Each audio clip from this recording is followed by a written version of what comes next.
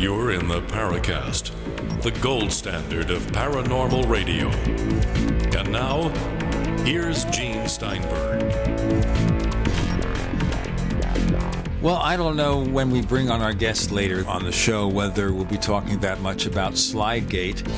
I think right now it's like between several forum threads or topics on the Paracast forums at forum.theparacast.com. We've got, one has 1,300 messages, hundreds of others, possibly several thousand messages still talking about the same old subject, Slidegate, Roswell Slides. Well, I have an announcement. Let me hear the announcement. I visited the Montezuma's Castle, which is almost within eyesight of my house, and I talked to one of the rangers there who printed up a press release for me that has to do with this, what we think is this particular specimen of a 2-year-old child, very desiccated, as we know.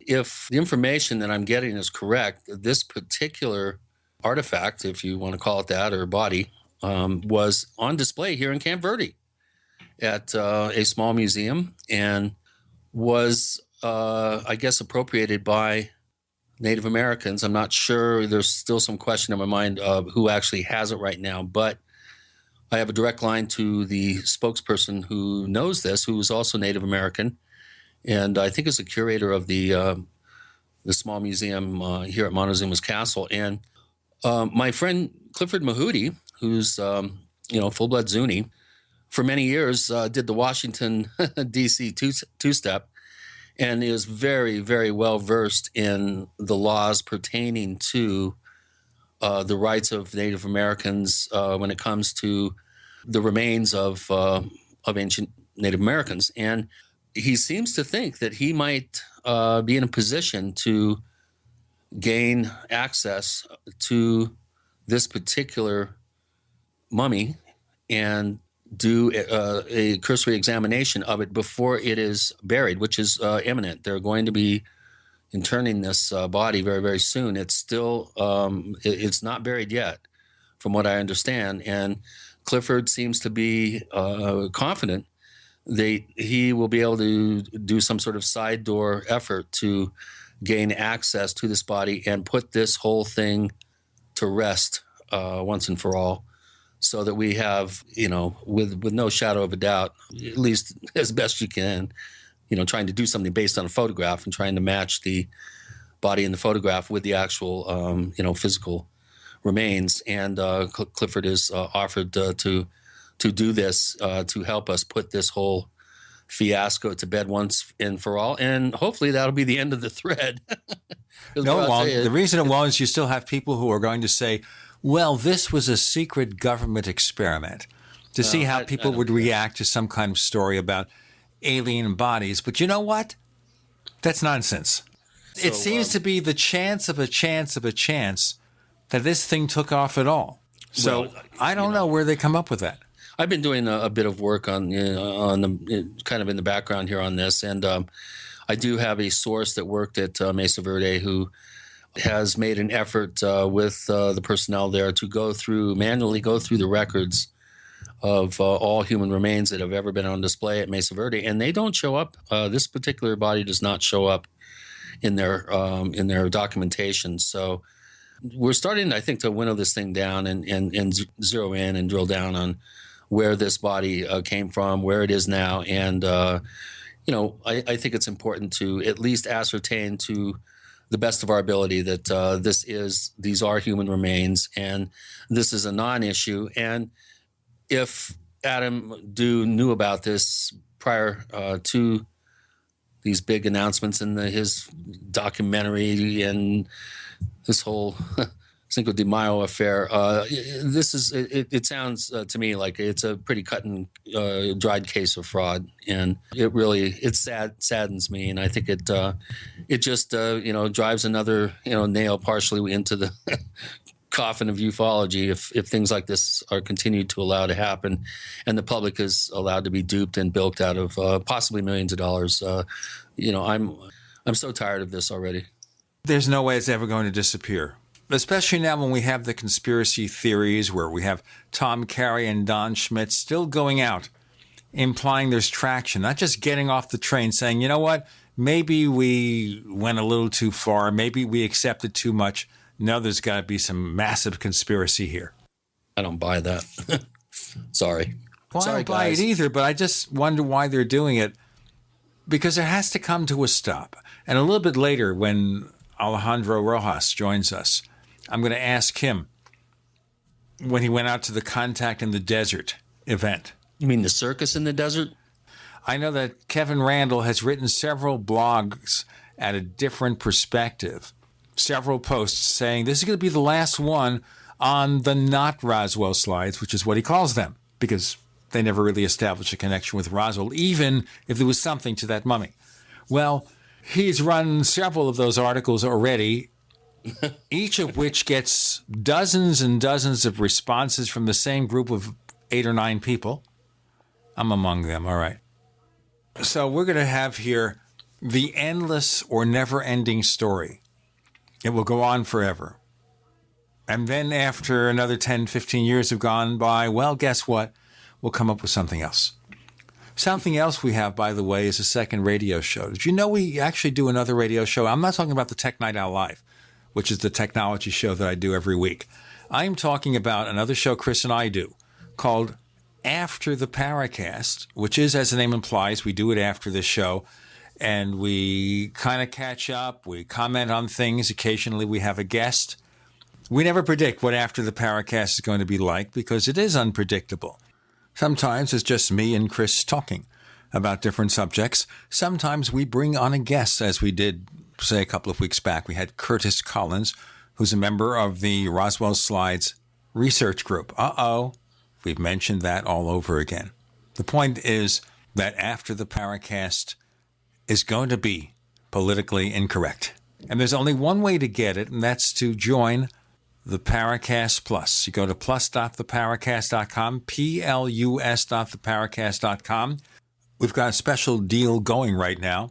If you join the Paracast Plus for 1 year or more, and we have a 1-year membership and a 5-year membership, we'll get you a free copy of the ebook version of one of the best books on the paranormal out there right now, Chris O'Brien's Stalking the Tricksters. From Chris O'Brien, his paradigm-changing book, the ebook version, if you join up for a year or 5 years of Paracast Plus. And one more thing, we give you the ad-free version of this show, higher quality audio. And we've got better equipment here, better software to get a better quality take. Better quality audio right from the master tape. How about that? Yeah, and this offer is not going to be around for much longer, so you better act now.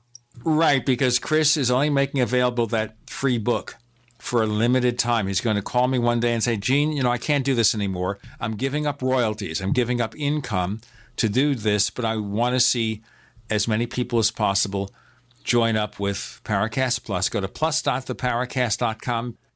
plus.theparacast.com, plus.theparacast.com. And if you go for a year at $50 or 5 years at $175, you get Stalking the Tricksters from Chris O'Brien. What we're going to get in just a very few moments now is the one, the only Alejandro Rojas from Open Minds. And he is one wild and crazy guy, or something like that. He's a cool guy with a lot of cool ideas. And when we had him on a few months ago, he was one of our favorite guests. I also learned that he lives 5 minutes away from me. Yeah. In the better neighborhood, not this one. This neighborhood we don't want to talk about. I mean, people have looked up this place in Google Maps, and they have been shocked at what it is. But he lives in a much better neighborhood because he works with Open Minds.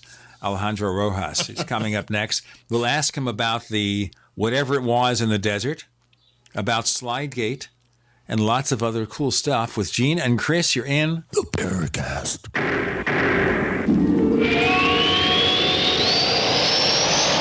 Ouch! My back is out again. Hi, Dr. Ortman with Wellspring Spinal Care. If you're experiencing neck, mid, or lower back pain, this information is for you. One of the complaints that I hear is patients receive their typical adjustment, only having to repeat them as the pain returns. Putting the bones back in place is only half of the battle. At Wellspring Spinal Care, we have the entire solution. We use the NUCA approach, utilizing three-dimensional x-rays and gentle touch technology to deliver specific correction. We then design a custom nutritional supplement program which provides essential nutrients targeting the areas of concern. With a NUCA approach and proper nutrition, you'll be on your way to a faster and more permanent recovery. To get you on the road to wellness, visit drortman.com. That's drortman.com, or call us today, 952-303-9124. That's 952-303-9124. Wellspring Spinal Care, chiropractic done right.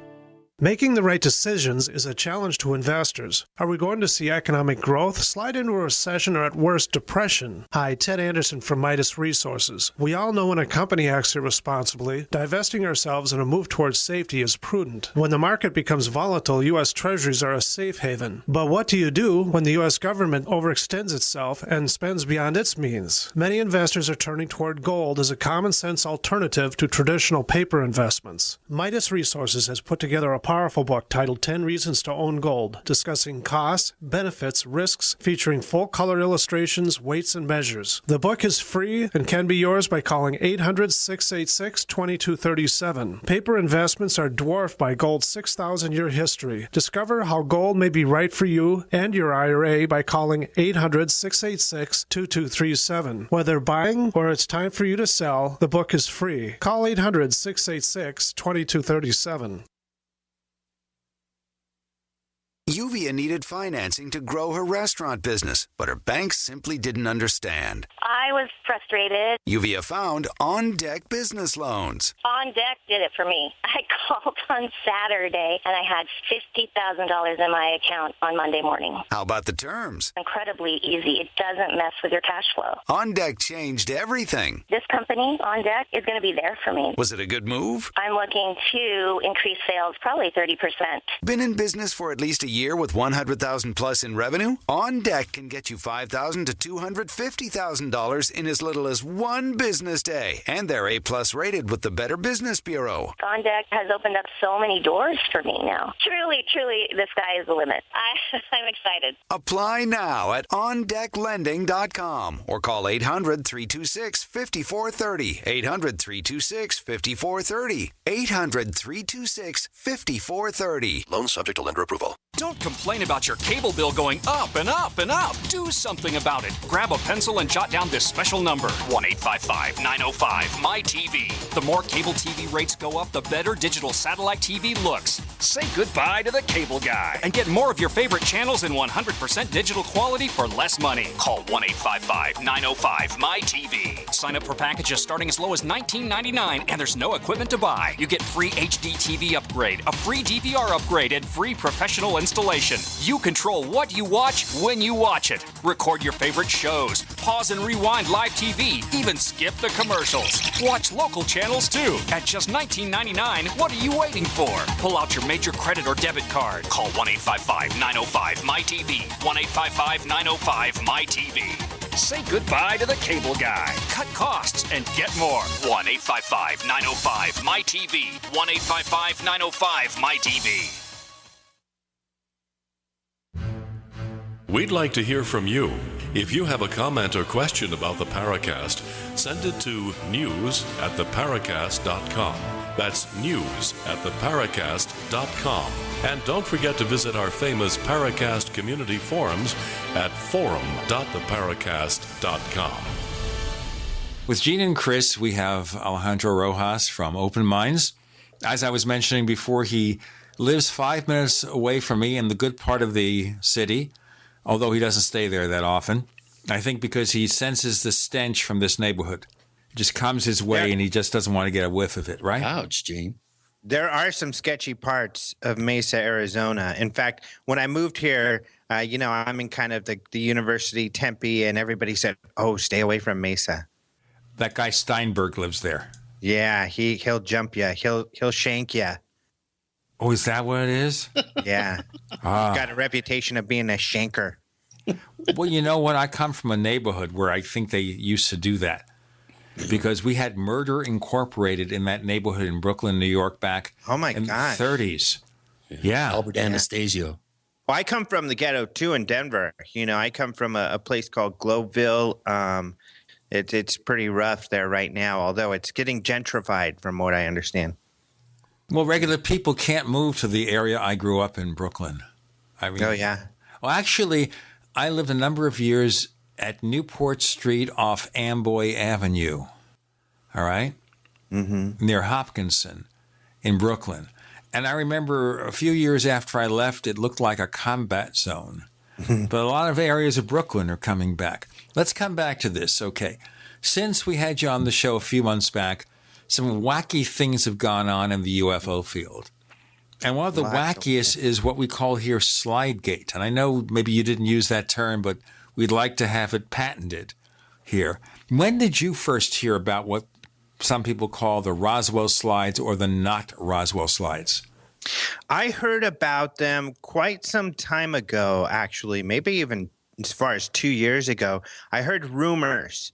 You know, in this field, you always roll your eyes when you hear something, too, because so many times, of course, like us, we've been in this field for so long, we're just extremely disappointed, this incident being no different, by when someone makes a claim that's exciting and then it doesn't pan out like this did not. And so I heard rumors of these possible pictures of an alien, and those rumors remained until, what was it, about a year ago when Anthony Bragalia started posting all of this stuff about how he knew more information about the slides.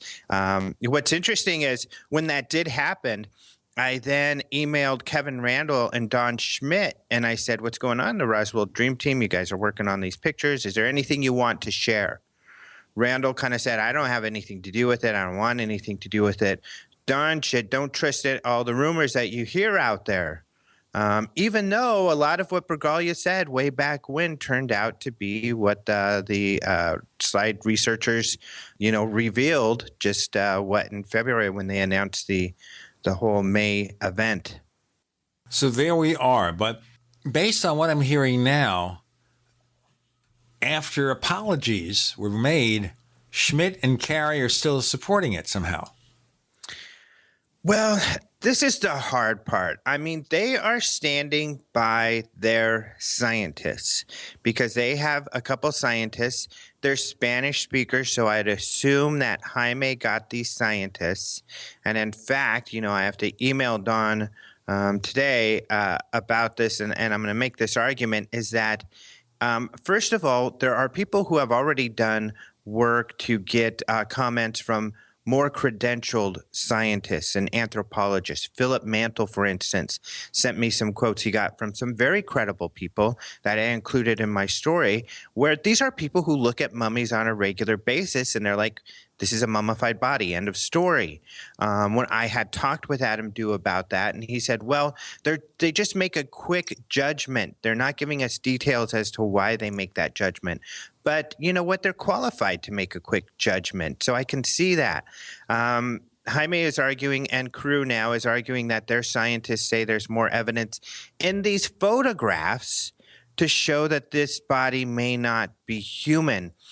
First of all, with all apologies and due respect to all of the group, that's ridiculous because these are just photographs. I mean, you can't do any sort of physical analysis of these things. They're just photographs. Second of all, Jaime does not have a good track record of getting scientists to give him good information. Jaime had scientists argue that a squirrel monkey carcass was not a squirrel monkey, and that this squirrel monkey was extraterrestrial in nature, when it turned out, with further analysis to be, guess what? Surprise, surprise, a squirrel monkey, which is exactly what it looked like. So, okay, you're using Jaime scientists say this squirrel monkey is an alien, and now Jaime scientists are saying that this mummified body with now a placard that says it's a mummified body that obviously is in some sort of museum and certainly not any under high security, is an alien. Well, you know what? Those scientists suck, to put it bluntly. Well, Alejandro, they're ridiculous, and I don't see how, their word really holds much weight. Well, that brings up a really important point. It's been almost a month since the event, and I have seen no attempt to translate from Spanish into English the actual presentations by Jaime scientists. What's up with that? We have all these Spanish-speaking people that are aware of this story. Why hasn't somebody been supplied with a transcript in Spanish to go ahead and put an English translation so that we can once and for all see exactly what these guys said? Because as far as I'm concerned, you can tout scientific appraisals all you want, but if they're in a language that a lot of interested people can't read, why not get it translated so that you can support this claim for at least the mass audience here in the United States who are English speakers? I mean, come on. I mean, it's a simple translation from Spanish into English. I mean, you could probably even do it, Alejandro, if you were given a transcript. I would use Google Translate, but no, you make an excellent point. Bryce Zabel makes this point. Bryce Zabel, I'm sure you guys have had him on the show. Oh, yes. Great guy. And he is really upset. And his whole angle is, because he's worked for CNN, he works in Hollywood, that this is, among other problems, has been a PR debacle. It's how you do things exactly wrong. And what's frustrating is this group is getting upset. Oh, you guys aren't focusing on our information. Well, you all aren't sharing your information. If this would have been done correctly, just from a PR standpoint, I mean, they screwed up. They should have had materials ready for the American media, for the U.S. media, so that when they had their event, they have a press packet. Who hasn't heard of a press packet, for God's sakes? We have press packets at our conferences where they can hand this to the media with information, making their arguments, so then it can be, their word can be included in the conversation out there. But they didn't do that. So what are researchers supposed to do except for go to experts themselves, research the material themselves, because they don't have access to what the group is supposedly has. And so that's what happened. And we can get into more of that in our next segment. Alejandro Rojas of Open Minds joins Gene and Chris talking Slidegate. You're in the Paracast.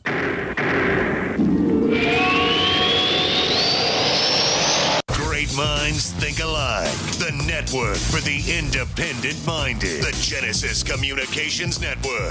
GCN. Is there a secret UFO agenda? Do strange creatures from the darkest corners of the mind roam the earth? Is there evidence for mind control, time travel, or devious government conspiracies?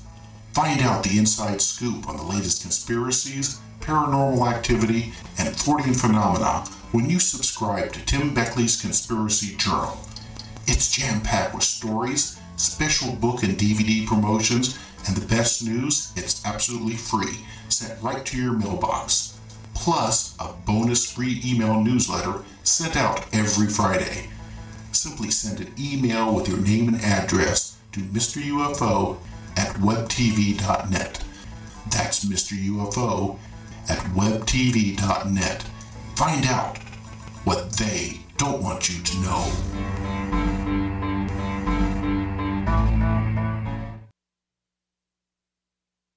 Healthy elimination is essential to high energy, a cheerful mood, and prevention of disease. Some of the founders of our modern holistic health thinking state that disease begins in a toxic colon. A toxic intestinal tract is the foundation for virtually all degenerative disease, and a clean and well-moving intestinal tract is the foundation of health. I just want to say that you folks have an amazing product. I've taken whey protein products for years, and I've never noticed the results I have with your product. I've suffered with bouts of constipation most of my life. Within a few days of taking One World Whey, I noticed noticed a dramatic change. Also, in the past few years, I've experienced symptoms associated with diabetes. I feel horrible when I've had too much sugar, and I've been getting the foot pain as well. But I've noticed in the past week or so, I'm not feeling bad anymore, and the foot pain is gone. I'm just finishing up a 5-pound tub I ordered and just got off the phone ordering more. I love your product. Thank you. Call 888-988-3325. That's 888-988-3325. Or visit oneworldway.com. That's oneworldwhey.com.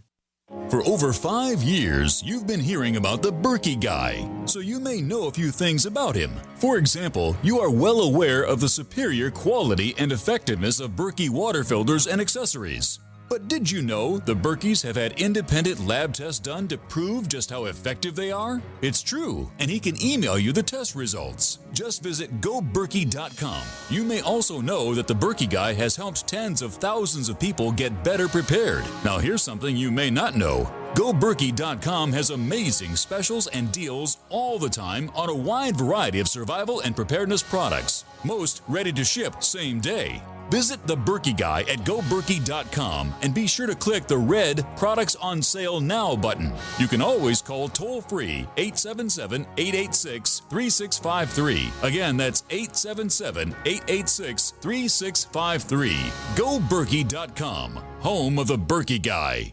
It's absolutely heartbreaking. All over America, people are suffering from issues related to angina pain, high blood pressure, congestive heart failure, irregular heartbeat, clogged arteries, and high cholesterol. Can you live your life free from sickness, pain, and fear, and experience your body healing itself? Look to Heart and Body Extract, an all-natural supplement that aids ailing bodies. It has an exclusive formula of wild-crafted and organic herbs. End the pain without all the side effects of prescription drugs. People 20 years younger will envy your vitality. Want a happier, healthier you? Then go to heartandbody.com or call toll-free 866-295-5305 for free information. Heart and Body Extract offers a lifetime guarantee with no price increase in over 14 years. What are you waiting for? Call Heart and Body now at 866-295-5305 for your free information. Go to heartandbody.com, 866-295-5305. Distributor inquiries welcome.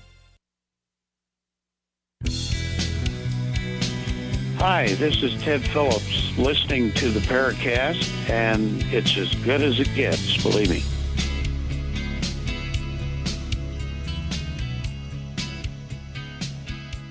With Gene and Chris, Alejandro Rojas joins us. We're talking about Slidegate, about the study released where they claim that this body must be an alien for whatever reason. But the thing that even started me worrying about it before we saw the photos that looked like they were made in a museum showing a mummy is the tenuous, extremely tenuous relationship of every step of the way. From the time you find the slides in a box to the time 10 years later somebody decides to do something with it, everything is so tenuous. Yeah. Right. I mean, I could see the arguments for that. And really, this is what's, I think I'm one of the only guys who's been able to interview Adam Dew. I got to meet him because he came to our conference. We were supposed to have meetings and talk a little more back then. We just didn't have time. Once we saw one of the leaked photos, we had zero interest in talking about the slides at that point because another problem is that they look like a mummified body in a museum. I think that's one of the biggest hurdle that they have. Adam Dew is a real straight shooter. He's real down to earth. He's real, believe it or not, hopefully he'll do some more interviews maybe, and you guys could have him on the show because he just tells it like it is. I mean, he seems to be a very honest person, just not as savvy around like careful investigation and research, which is really Don and Tom's role. But then again, in their defense, all they can do is advise. Right, but I think they could have taken more due diligence. I think they accepted too much. I know nothing about Adam Dew except he apparently makes documentaries. I don't know what he knows about this, but what does he tell you about the connection? I don't see any connection that any of this suddenly leaps to being a possible alien body that might be from Roswell. That's a leap I can't make. I could never make. How did he make it? Before I get to that part, I wanted to talk about the timeline piece. And one of the reasons, honestly, and Adam Dew is honest about this, that it took so long is he wanted money. He was looking for money. Of course, that sounds bad, but he justifies this by saying, I've spent a lot of money researching this case and getting experts, and I just want to at least recoup that money. That's why I'm looking for someone to offer me money. He said there was a prestigious scientific magazine that wanted to do a story, but I turned them down because there was no money involved. He said, I don't know what you think. Maybe I made a mistake. And I told him, I think you did make a mistake, because as we researchers know, this is a field where you spend money. You don't make money typically. And, you spend the money to get the research done, and then you share it with people in the best platform possible, not necessarily the platform that's going to make you the best money. And of course, he had problems with the route he went with Jaime Maussan. As far as the alien, he said that he just feels that the images, and he's careful the way he states it. He says the image looks like what we've been led to believe in the media, what an alien looks like. That's the way he puts it. And most people, when they look at the picture, tell me that looks like an alien. And so that's his argument. He just feels that it looks weird, and I don't think he really did know what the placard had said. Again, this is just a layman out there. He's not a UFO expert. A UFO expert, I would think, would be able to see that the picture is a museum and not a secure location or anything, and be able to see that this isn't something of substance, at least for people researching UFOs and ETs and stuff. So he just genuinely believes that. I asked him, a lot of people are saying it's a mummy. What do you think? And he said, I just don't see it. He says, I've gone around and looked at pictures, and I don't think it looks similar. I think this looks different. I'm hearing here a guy who sounds to me totally clueless. I'll leave it at that. He may be totally sincere. He may have been taken in. Whatever it is, he's clueless. Go ahead. I agree with you, but that's the UFO witness. That is the alleged contactee witness. That is the alleged abductee witness. Having investigated for this for a long time, these are regular people. These are laymen. They're not always the most intelligent. And you guys probably know this, not all people understand science. They don't understand credibility. They don't understand the importance of having source material. They just don't understand all of these concepts. And so he's, I think, a typical witness, not necessarily, just does not like us researchers. Right. My problem is not with him as much, and he's entitled to want money if he wants it, but with Tom Carey and Don Schmidt. I think they should have known better from the get-go. And even the ways they supposedly did due diligence, like they mentioned something like sending this thing to Adobe to examine the placard. And I don't know what they did, because Adobe is not a place that does analysis of photos. Adobe Systems is the publisher of Photoshop. So if you want an expert in Photoshop to analyze photos, there are thousands and thousands of skilled graphic artists, photo editors, and others who can examine something like this, experts at image recovery who could do something, but you don't send it to Adobe Systems. And where is the letter that shows this? Who from Adobe allegedly looked at this and said, we can't figure out what the placard says, whereas we have the Roswell Slides research group that did in a few days? Mm-hmm. I agree. I agree with all of this. And it is hard in that I know, because I've been in this situation where at least I know Tom and Don had their hands tied a bit in that. You have to follow the lead of the witness. The witness decides, or in this case, the slides holder, they decide what's going to be done where and what's going to be released by who. And so your hands are tied a little bit, and all you can do is advise.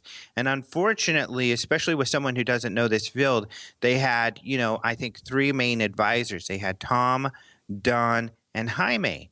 And Jaime, to a normal person, they might not know that Jaime's not a really researcher or investigator. He's more of a showman. He's going to be looking at how do we sensationalize, how do we make this a big dramatic story. So that's going to be what he's a TV guy, TV producer. He's and you're not being the kind. Investigator. Yeah, you're being kind. Well, one thing that I mentioned in the pre-segment before we had you on, and I mentioned a new development based on the work of Dave Rudiak, who has looked into the Palmer collection who was the private collector who allegedly ended up with this particular specimen. What we found out is that it was possibly put on display in the town that I live in, here in Camp Verde. Oh, wow. And I went down. Right. I went down to Montezuma's castle, and I spoke with some of the which is where it was found, right near where you live. Well, I'm not sure. I think it may have been found in Mesa Verde, but then it ended up in the Palmer collection, and it was found. We do know now it was found at Montezuma Castle. We actually have an account. If that's the case, then I think that we have a very good chance of actually, with the help of Clifford Mahooty, who is very well versed in the laws that are on the books. You know, he worked in Washington, D.C. for many years and is quite up to speed on the Antiquities Acts and because of the Kennewick Man, how that's changed. He is going to be making an effort to gain access to the body, which has not been buried. Are you sure about that? I'm almost positive at this point, based on the information I have. And if that's the case, you know, they're either going to quickly bury this, or we're going to be able to get Clifford to somehow get through the side door on this, and I'm hoping to gain access to this particular small mummy. And if that's the case, and we can, with a certain degree of certainty, establish that this is the body that was photographed, then that will put this whole thing to rest once and for all. That would and be I don't great. care what Linda has to say, what Jaime has to say, what Adam has to say. If that body is proven to be the one in the photograph, end of story. Well, I already think it's Evan's story, and I don't care what they have to say about it anymore already, because I think it's so case closed at this point. But even though they keep making noise, and I'm reticent to do any more work on this case, even though I keep getting pulled into it, because the Roswell group, I talk with some of them, and we've been in communication. So I have done some work along these lines, and it may be helpful to you. And I hadn't thought of Clifford. That's a great way, or even the Navajo Rangers, to get help. Let's do our break here, guys, and we'll get into this. And I got to say one thing. We got more to come about this, trying to, dot the I's, cross the T's about Slidegate. Alejandro Rojas with Gene and Chris, and you're in. What is the name of the show again? Just kidding. The Paracast.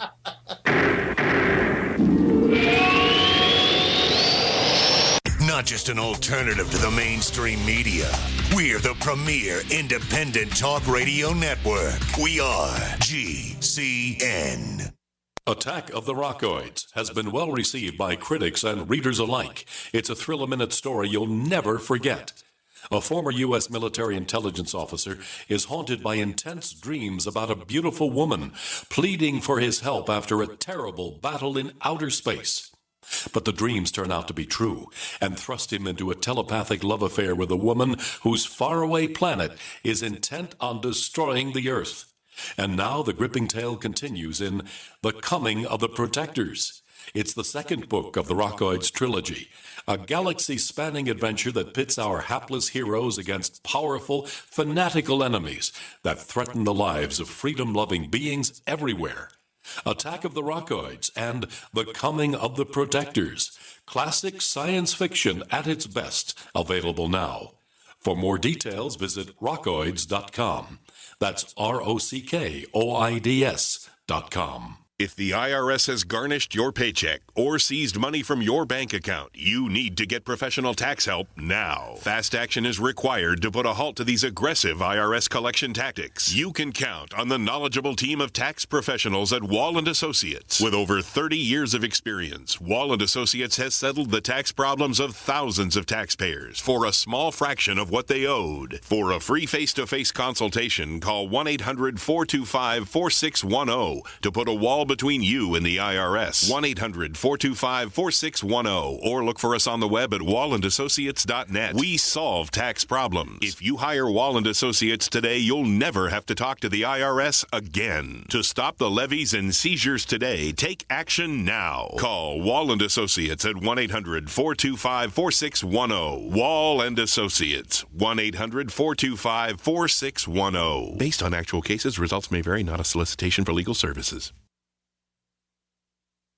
The Genesis Communications Network is one of America's premier broadcasters of captivating talk radio. We thank you for listening. Now, just imagine, there are thousands of people who are just as passionate about radio as you are. But what you may not realize is how easy and affordable it is to advertise with us. Radio commercials for your business could be heard on hundreds of radio stations across the U.S. every day. We can help you by creating an effective radio advertising campaign for your company. From script writing to producing your commercial, just like the one you're listening to right now. No other network provides the level of customer service we do. When it comes to radio advertising, we are your one-stop shop. And no matter how big or small your business is, we can help. Email us at advertise@gcnlive.com, and an experienced advertising executive will help you take the first step towards driving more customers to your business or website. Advertise@gcnlive.com. Easy, affordable, effective. Hi, this is Steve Sanchez, and based on a recent study, it was found that 57 million Americans had legal issues over the last 12 months, but only 60% of those studied sought out the services of a lawyer. Why? In a nutshell, affordability. Well, my friends at Legal Shield have created a solution that can help you not if, but when you need an attorney. For as little as $17 per month, Legal Shield will provide you unlimited access to qualified attorneys at an accomplished law firm for advice and counsel on legal issues, no matter how serious or trivial.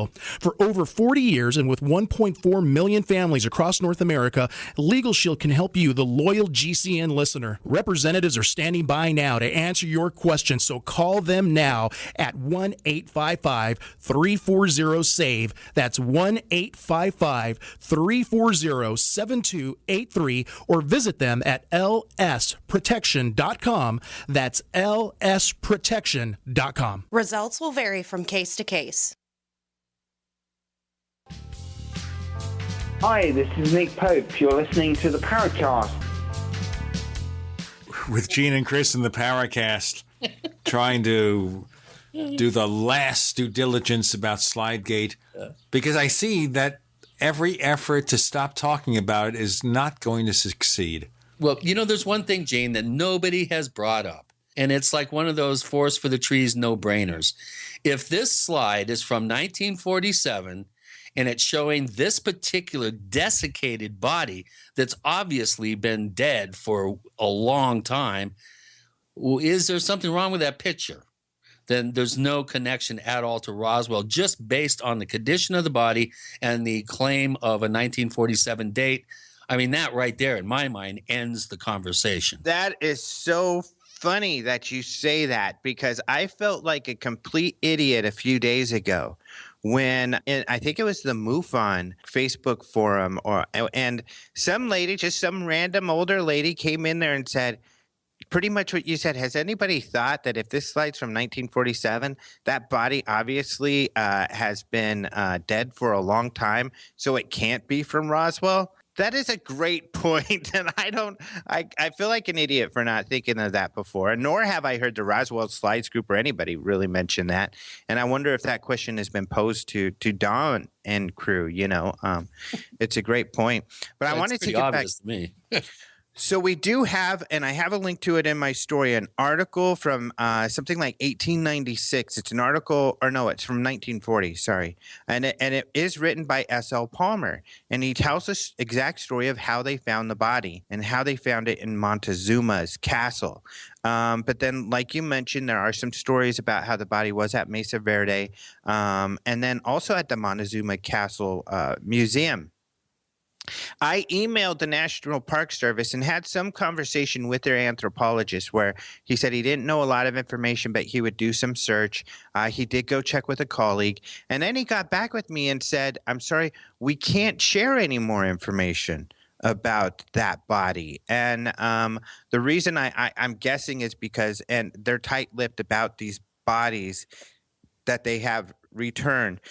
So essentially, just for your audience, even though you guys have probably covered this, that a lot of these bodies, I mean, S.L. Palmer talks about how they were just going on vacation and then they decided to do some excavating. So anybody could go to these ruins and take junk out of it. And that's essentially what they did, and that's how they got this body.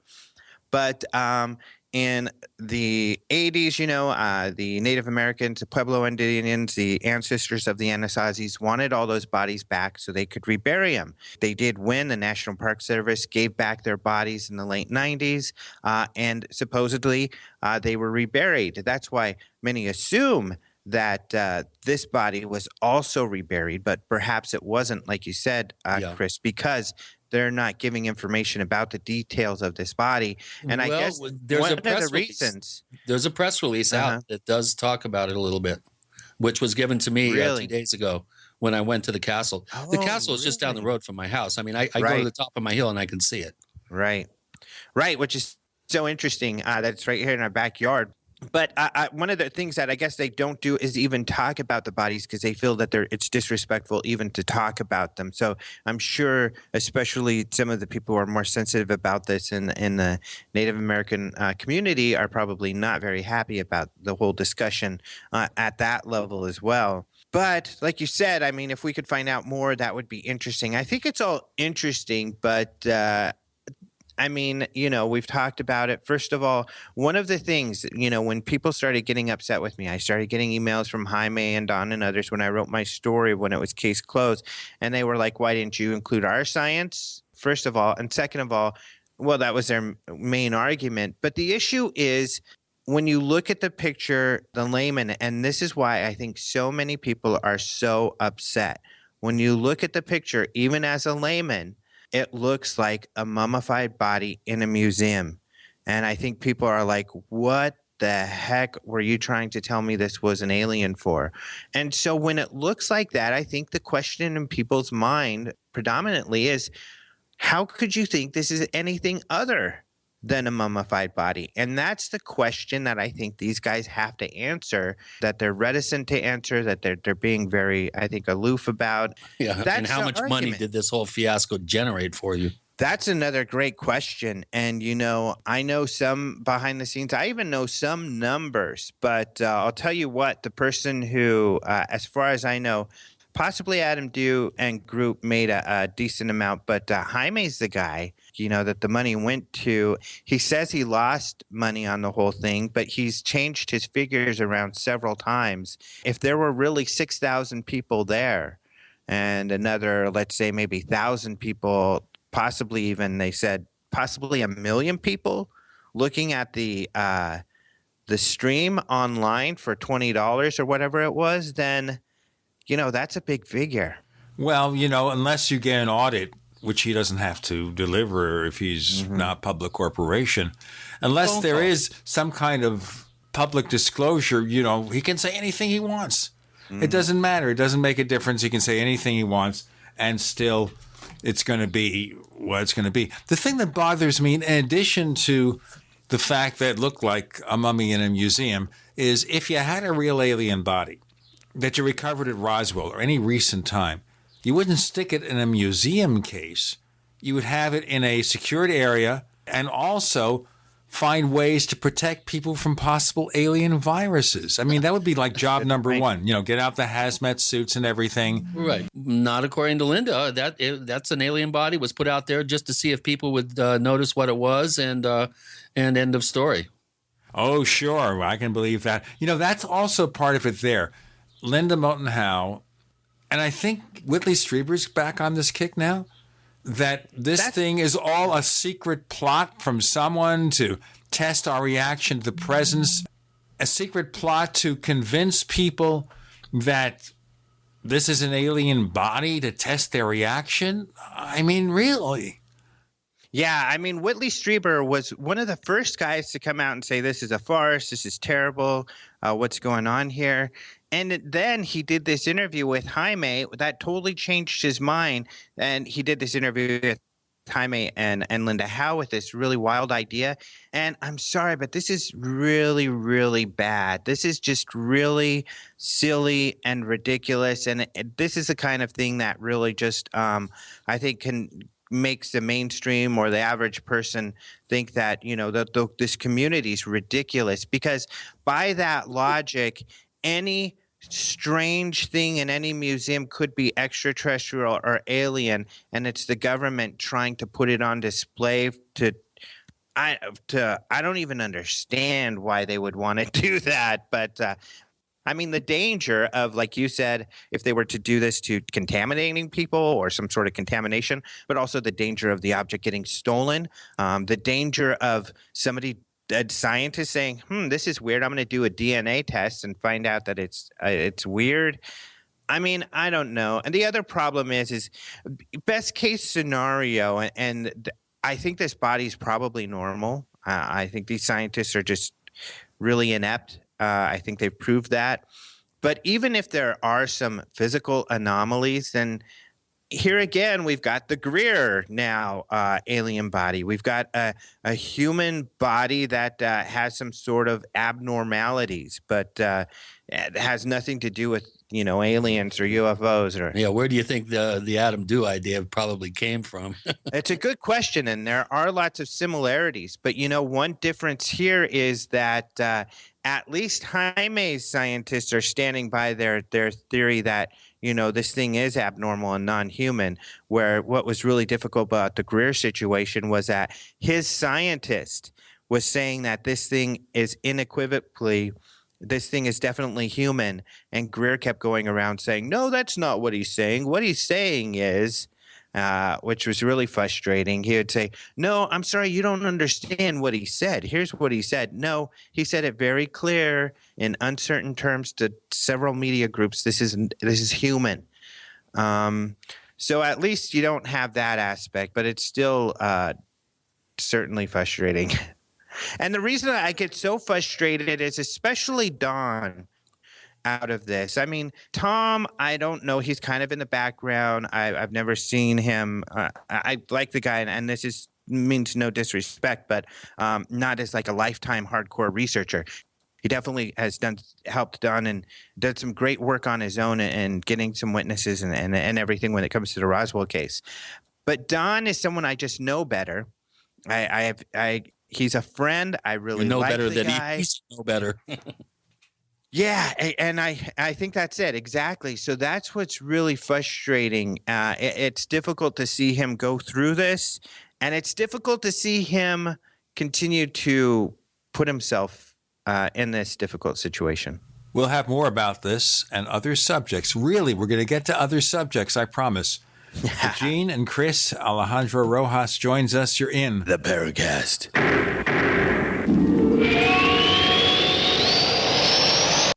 Free from the shackles of corporate America, we're the place for independent thinkers. GCN.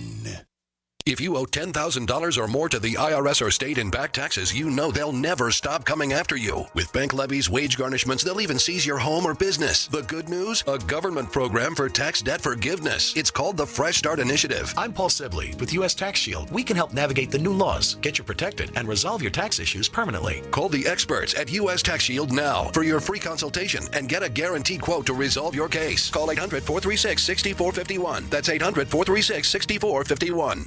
It's a terrifying thought. You're trapped somewhere without a radio and no access to GCN shows. A doctor's office, the DMV, your mother-in-law's. Come on, stay for dinner. That's what makes the newly redesigned GCN Live app a true lifesaver. Listen to your favorite GCN hosts and programming on your smartphone, wherever you are. Download yours free on iTunes or Google Play. The new GCN Live app. Don't leave home without it. Are you suffering from EP?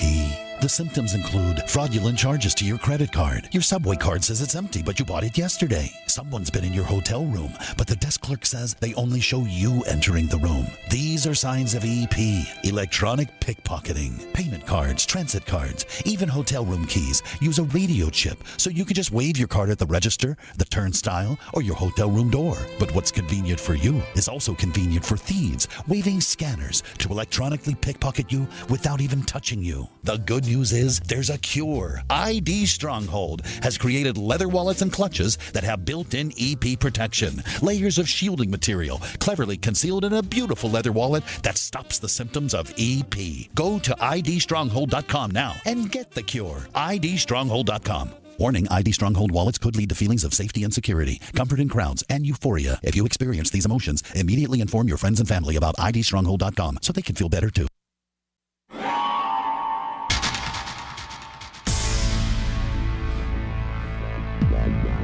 Welcome back to the Paracast, the gold standard of paranormal radio.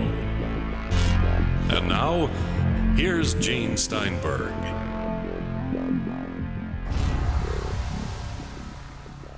Alejandro Rojas of Open Minds joins us with Gene and Chris. A little bit more discussion about Slidegate. I should mention I did send a formal invitation to Don Schmidt to come on the Paracast, explain himself, answer the questions. Haven't heard from him yet. I don't know if he'd want to, but Alejandro, he's your friend. Tell him that we will treat him fairly, but he still has to answer the questions. Don Schmidt talks about Slidegate on the Paracast. Yeah, right. All right, cool. We got a stinger for the show if it ever happens. Yeah, there you go. You can use that. No problem. Yeah, he'll be on the show eventually, and we'll see if he'll talk about it. He hasn't really even done an interview with me either. Like I said, I'm reticent to come back to this whole thing. I think maybe I would do a short video interview, Skype interview with Adam Dew if he wants to eventually. He says he might. But it's just so done and over. The placard says it's a mummy. The mummy's been or a mummified body. The history of the mummified body has been discovered. It's a mummified body. They got to quit arguing that we have some sort of responsibility to them, because we do not.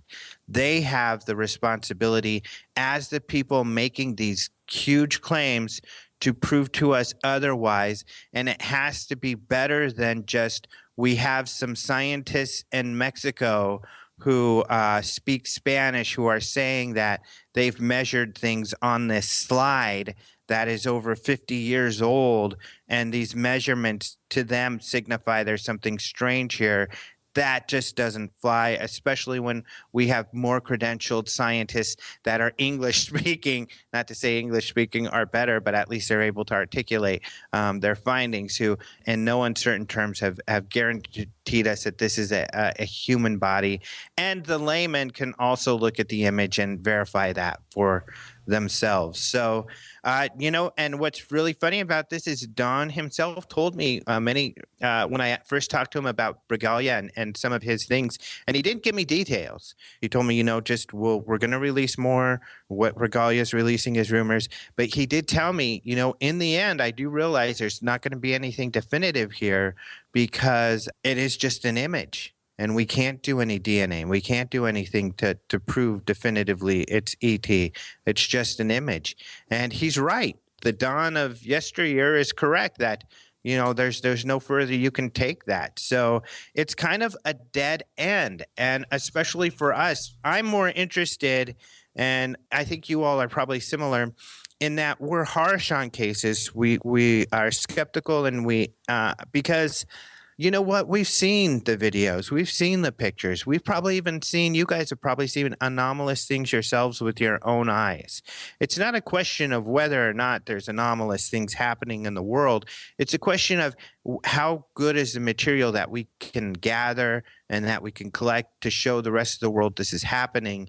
And we don't want to look foolish in just making these wild claims without being able to back them up. We want the good material out there that we can back up, that is compelling to the general public. And that's where we need to spend our efforts, not on goofball junk like this. You know what? Also, I think what's happened here is this puts the nail in the coffin to the chances of finding anything more about Roswell. First of all, people are going to be soured about it. People who might have some piece of information will look at this and be disgusted. Why should I get involved in this train wreck in this circus? So we almost here, as a result of this, have to set aside Roswell, give it up, get on to something else. Maybe, but the public's memory is more short-term, and we have this mass societal ADD kind of world going on. So I think it won't be long for people to forget it. It does kind of taint the idea of Roswell. So, I mean, you're always afraid of like the Doug and Dave thing. The public now, when I talk to practically anybody in the general public, they say, we're in crop circles, those two old guys. they just got this idea that they're a hoax and they were these two old guys. With Roswell, you always run the fear of people attaching. Wasn't that hoaxed by, this guy in Mexico, people kind of simplifying everything down to a simple answer. So I think it makes it harder, but I'm hopeful, I guess, that it doesn't close the books in regard to the public. In talking about public interest, you were over at this event, Contact in the Desert, or whatever you call it in the desert, Circus in the Desert. What was that about?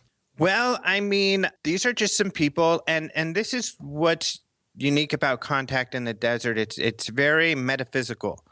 These are people that run the Joshua Tree Center, and it's kind of a metaphysical kind of place you go to. It's got houses, and these houses have a teacher's room, which is a separate room with a bathroom. And then it has dorm rooms where there's a bunch of beds throughout the house.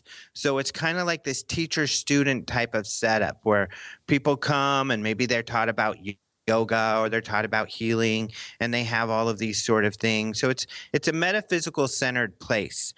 Actually, I found out just recently that it's a good friend of mine, Steve Murillo from Los Angeles. He's used to be with MUFON, but he does a paranormal meetup out there. He wanted to do a UFO event because he's into UFOs. They thought it was a great idea. Eventually, Contact in the Desert ended up running it, and they decided, yeah, let's do a UFO thing, even though UFOs isn't their main deal. So they kind of looked around, Googled UFOs, and saw the personalities that were involved and invited them to start doing these talks. And so this was the third year. It's in the desert. It's hot. It's, they've got several different buildings with about 5 or 6 events going on at the same time. You got to stand in line outside to get into the event. The rooms are sort of not that big, so you're not guaranteed to get into your first choice, but hopefully you'll get into your third or fourth. So it's different. A lot of the people out there are camping because you don't have a lot of motels and hotels nearby. So it's a younger crowd. It's a metaphysical crowd, a lot of kind of hippies and stuff like that. Lots of body odor, but lots of body odor. Yeah, hot in the desert, and no if showers. The hippie crowd is not into showering so much anyway. Porta potties that are overflowing. Well, no, they actually have good bathroom facilities. They don't have porta potties. They do have bathrooms throughout the center, so you're good that way. So it is in the town of Joshua Tree, so there's grocery stores and things like that nearby. So yeah, it's an interesting gathering. I don't know the figures I've seen. To me, it seemed like this year was a little smaller. See, but if I say something, it's going to be tainted because people are going to think, oh, I'm just kind of saying stuff to pump up our event, the UFO Congress, which is a Guinness World Record winner for the largest UFO conference. But anyway, I think they had a little bit less people there, but they had a big crowd, and it is more metaphysical. So there's a lot of topics that personally I am not as into. So there's not as many lectures that I get excited about there. Giorgio Tsoukalos goes out there. I don't see it eye to eye with all the ancient alien stuff, but I love Giorgio. He's so fun. He's so entertaining. He's a really cool guy. It's always good to see him. Otherwise, I see my other good old buddies, the same old people we see around. But that's the event out there. So does that answer your question? You were mentioning a younger age group because we see even at the International UFO Congress, more and more older people coming to those. I won't specify a median age. I'm sure you folks probably know what it is. But something like the event in the desert, and we'll have to do a break in a moment, so we'll have the answer in our next segment. That is, what age group on average are we talking about? 20s, 30s, 40s? What is it? Interesting to find out. We have Alejandro Rojas from Open Minds. A lot more to talk about. Plus, we have some questions from our listeners at forum.theparacast.com. Once again, that's forum.theparacast.com. with Gene and with Chris. You're in the Paracast.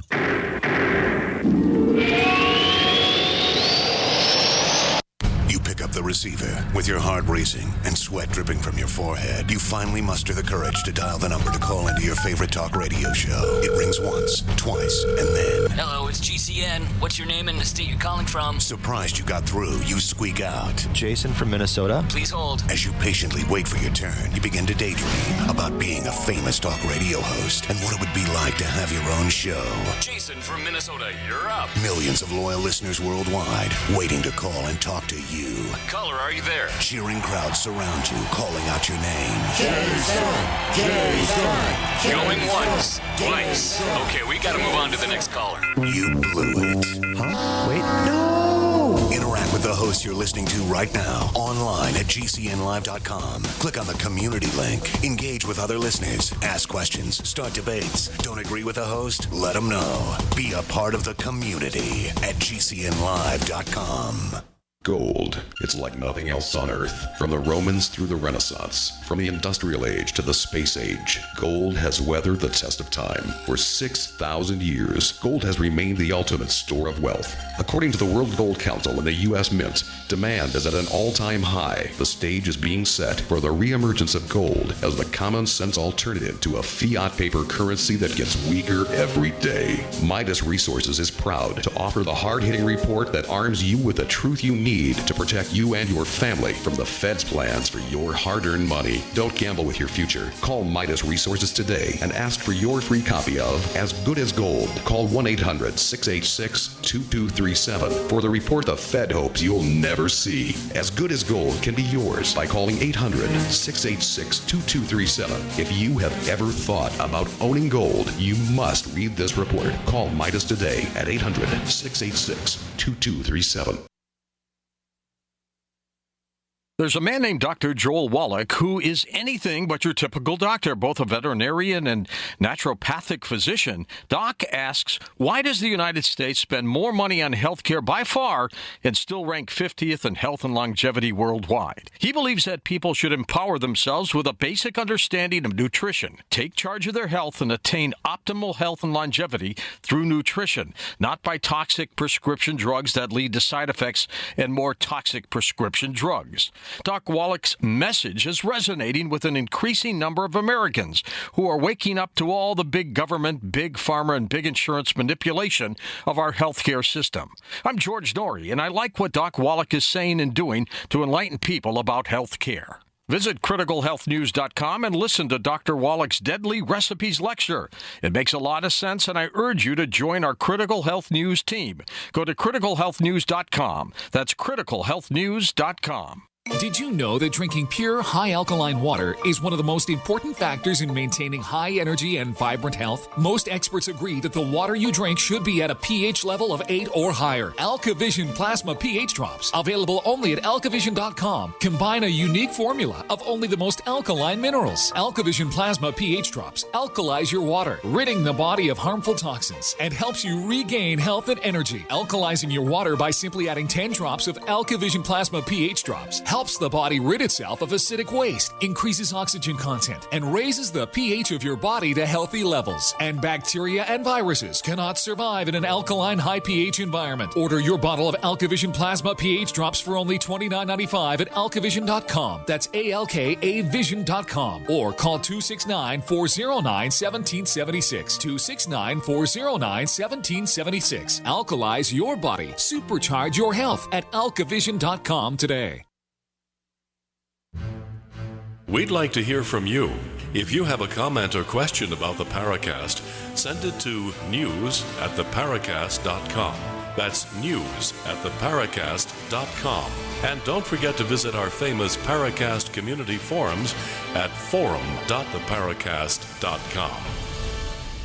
We continue with Alejandro Rojas. Let me tell you, first of all, that for a limited time only, we're still giving away the free copy of Stalking the Tricksters, the ebook version, for those who subscribe to 1 year or more of Paracast Plus. We also offer the exclusive After the Paracast podcast. That's another radio show we do, and you can only get that show if you sign up for Paracast Plus. Plus, you also get the ad-free version of this show with higher quality audio. All that stuff. $5 a month, and for a year or 5 years, if you sign up for those periods, $50 or $175, we get you Stalking the Tricksters and Chris O'Brien. We've got Alejandro Rojas here, and I asked him a question about the contact in the desert, Joshua Tree, California. What kind of age group did you see? Well, that's what's funny. You have the metaphysical crowd, which is kind of the hippies and the younger people, lots of younger couples around, I would say even 20s, 30s. And then you have the traditional group of the retirees. And you have little in between, really. But, what I saw a lot less of this year was our UFO Congress older crowd, and that kind of puts a bad taint. Even though, we have the crowd is, among all age groups, and we've had a lot of younger people lately, but, the average age is still up there.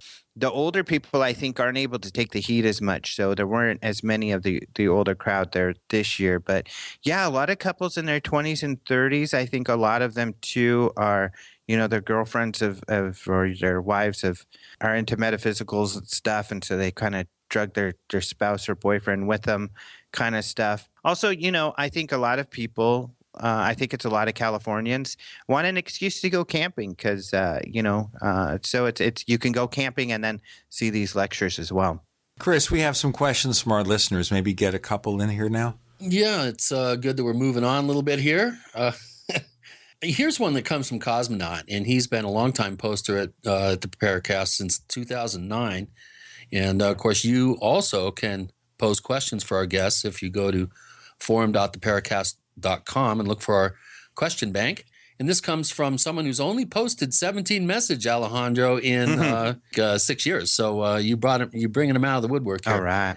So he wants to know if you believe that any of the classic 1950s contactee cases are legitimate, and he wants to know all about Wendell Stevens and his UFO contact from a series of books. He's wondering where you come down on Wendell's work. He has another question about the omission of UFO research, but we'll handle that next. Okay.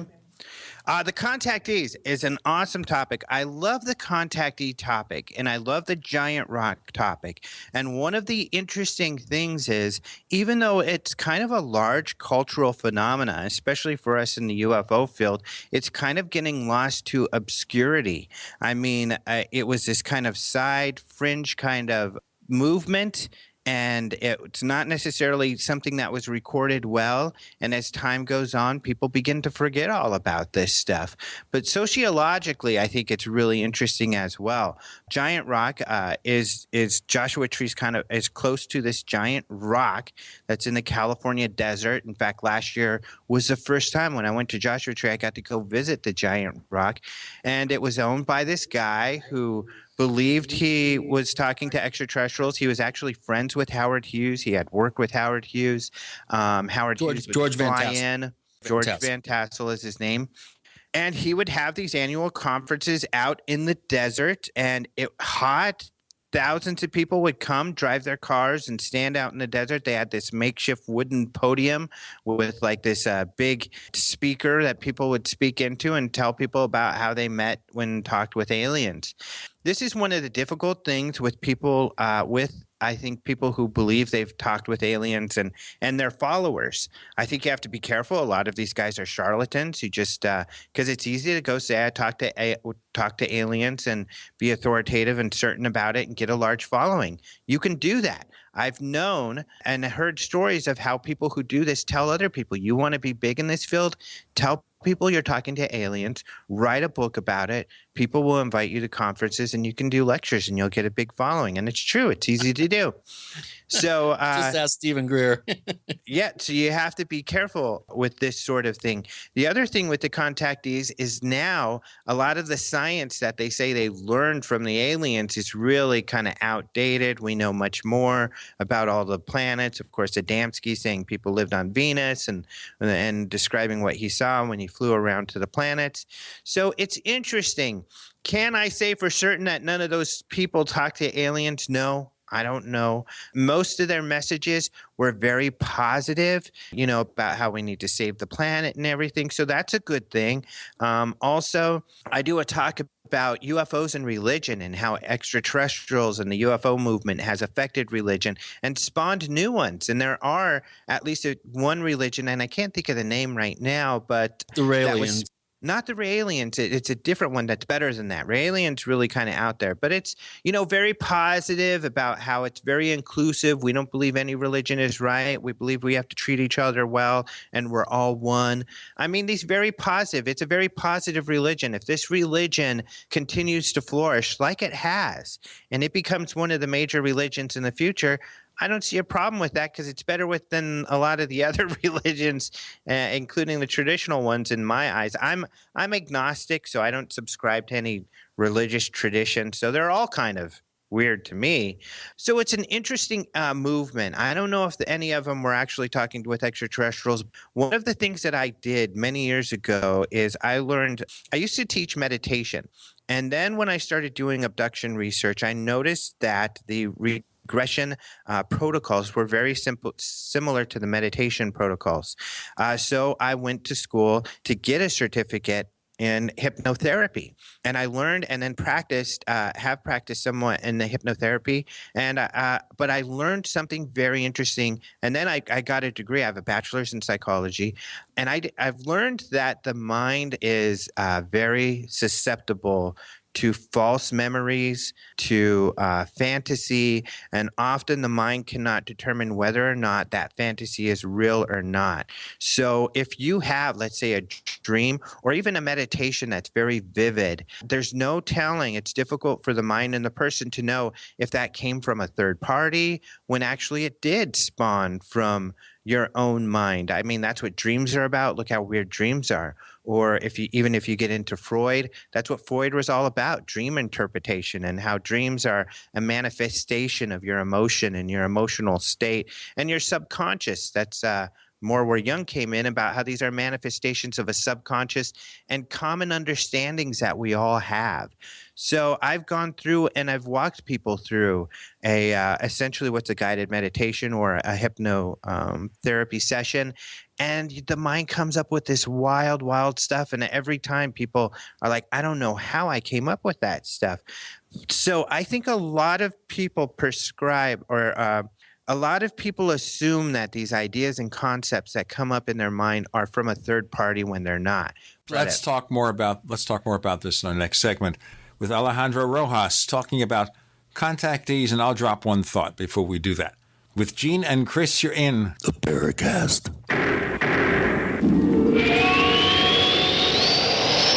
Not just an alternative to the mainstream media. We're the premier independent talk radio network. We are GCN. Graphic Converter is the image manipulation tool for the rest of us. It does not use any database. You get full control of all your files. Want to view the images of a folder? Drag it into Graphic Converter and a powerful browser opens up to show your image files. You could use it for slideshows. You could use it to import images from digital cameras or from scanners. Need to do some image editing? You can do that too in Graphic Converter. Also print catalogs. Convert from so many formats I can't even list them. Download now to see if Graphic Converter is good for you, like 1.5 million other users. Guess what? You could save money when you buy Graphic Converter. Use the coupon code Night Owl. Use the coupon code Night Owl to get a special price for Graphic Converter. Go to lemkesoft.com. That's LEMKEsoft.com. Lemkesoft.com. LEMKEsoft.com. It's very easy to be a criminal. All you need to burglarize a home is one simple household tool, a pair of scissors. If your home security system can be compromised by a criminal using scissors, then you're making it easy for them. Almost every home security system, even those sold by big-name companies, has a weakness: the phone line. You shell out $1,500, get locked into a long-term contract, and think you're safe. But a burglar can destroy your alarm in seconds with one snip. And when a burglar cuts your phone line, you're defenseless. Simply Safe Home Security is the smarter choice. Built by Harvard engineers, Simply Safe uses a wireless connection to call the cops. Scissors can't cut it, and that means your home stays safe. 24/7 professional monitoring is under $15 a month with no contract. Simply Safe Home Security keeps you safer than the other guys for half the cost. Protect your home with the alarm you can trust. Simply Safe. Go to simplysafedefense.com now for an exclusive 10% offer. That's simplysafedefense.com. Farmers keep their livestock lean and healthy with a mineral-rich diet. Before market, they cut off the minerals, leaving them to crave high-calorie grains. If weight control is this easy, why prescribe surgery for humans? Avoid 900 different diseases by getting 90 essential nutrients. Check out sonsoflibertyteam.com, order your Healthy Start Pack, and get your 90 for life, or call 855-301-TEAM. Essential, not optional. 90 for life at sonsoflibertyteam.com or 855-301-TEAM. That's 855-301-TEAM.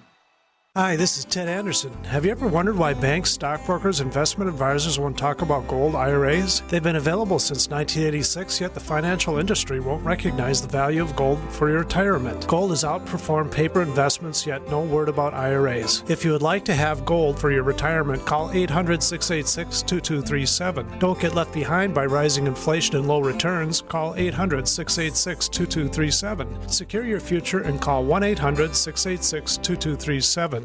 Quantitative easing, unemployment at depression levels, Europe financial system falling apart, China getting out of U.S. treasuries. At the end of 2008, the time of TARP, the national debt was at $11 trillion, gold trading around $850 per ounce. Close to 2012, the national debt exceeded $16.4 trillion, gold doubled to $1,600 per ounce. The $20 trillion threshold for the national debt is inevitable. Politicians in Washington have a ferocious appetite for spending and stimulus. What's worse, a printing press to finance. 100 years ago, we had a gold standard to limit this madness, but now you have to adopt your own gold standard. Don't be fooled with paper promises. Get Midas Resources 10 Reasons to Buy Gold free by calling 800-686-2237. Understanding the gold and silver market may be the only insurance you could have to avoiding the next economic crisis. Call 1-800-686-2237 and order your free copy. Again, that's 800-686-2237.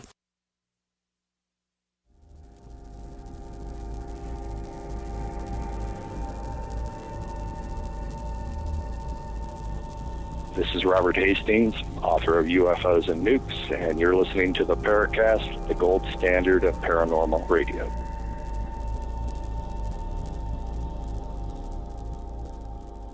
With Gene and Chris in the Paracast, Alejandro Rojas talking about the contactee movement. Now, I sometimes want to put a positive view on things, although people think that I'm always negative. And I thought, well, maybe it's possible that one or more of these contactees had some kind of real experience, but it wasn't repeated, so they had to have more experiences because suddenly they're famous. These unknown people have followers. And the other theory, and that came from Howard Menger, by the way, because he said that he thought his contact was really a government experiment, that some mind-controlled people were pulling stunts in the 50s and 60s, giving these people, maybe vulnerable or whatever reason, the impression that they've been contacted by ET when they were just subjected to drugs or something. What's your perception, Alejandro?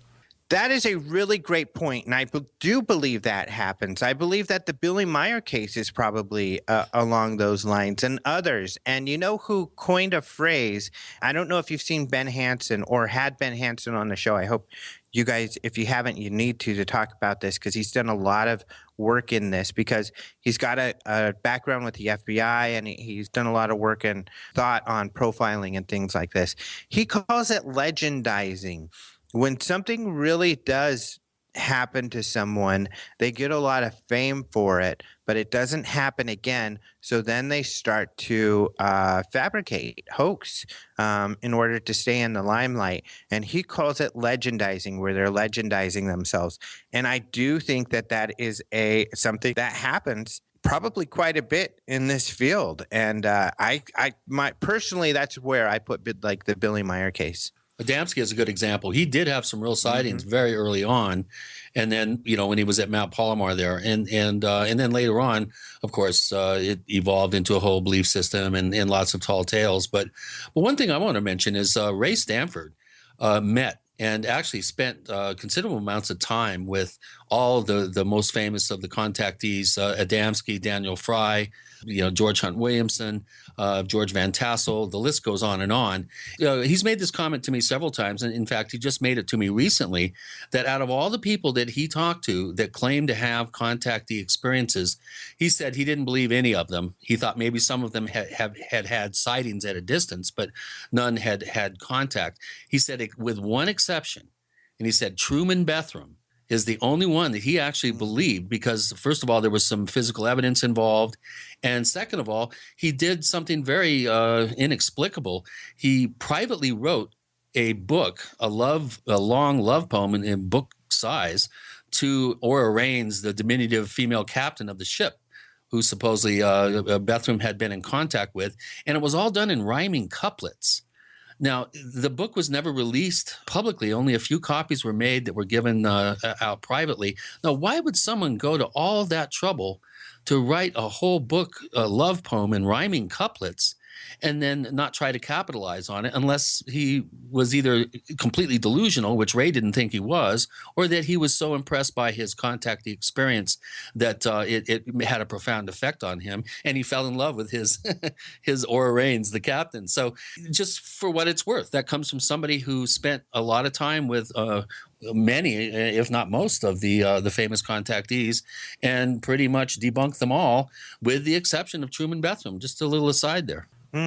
That's interesting, too, because Truman Bethram was kind of the poster child for the hick kind of contactee type person, right? I mean, because he was tall and awkward. They used to show his picture a lot. And I believe one of the more famous pictures they had of him was in his overalls. And he was holding some sign that said something about UFOs and aliens. It's one of the famous giant rock pictures. Mm-hmm. And I know that was posted in the news a lot back then. Right.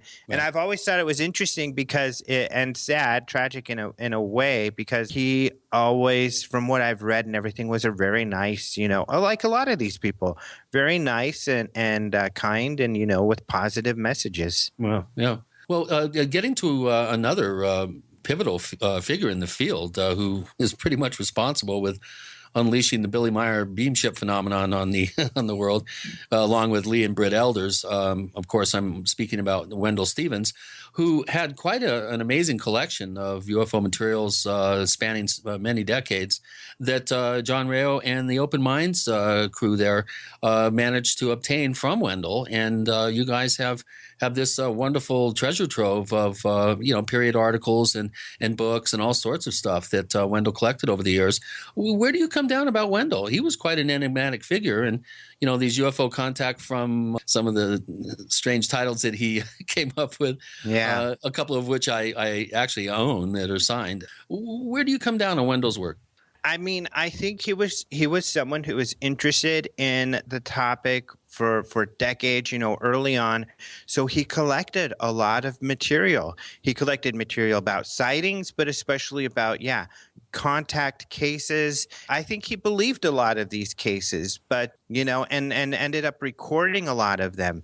Interesting enough, and Antonio Huneas, mutual friend, used to work with Open Minds. He's kind of a hermit right now, but he made a good point when it came to how his books came about, because a lot of these books, about the contactees, he wrote while he was in prison.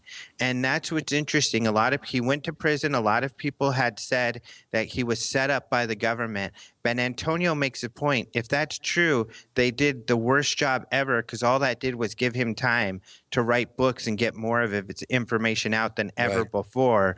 So it's a silly thing. And that's, I don't believe he was set up. I think that, he unfortunately committed some crime and did the time. And, he came out having been able to have this record of information. Mm. All of these things I say about Wendell are going to piss off so many people, and unfortunately it does. But, that's why you're on the Paracast. So that's why you're going there. Yeah. Well, let's kind of drill down a little bit. Wendell had a predilection for young, kind of barely teenage girls. Correct me if I'm wrong, right? I glossed over that on purpose, but, there's nothing okay about that. I mean, I'll say that. I mean, that's how I feel, is that, he did, unfortunately, was attracted to younger girls. In fact, he met his wife when she was, as they say, barely legal, and she's like, much, much younger than he was, his last wife, before he passed. And he did some inappropriate things. And he did go to prison for contributing to the delinquency of a minor. A few cases of that, I believe, is what he was charged with. And so he went away for a while. And unfortunate stage in his history, but it's true that he had these tendencies, that he had this interest urges. And these urges, and that we know. We have we know that this is the case. So that happened.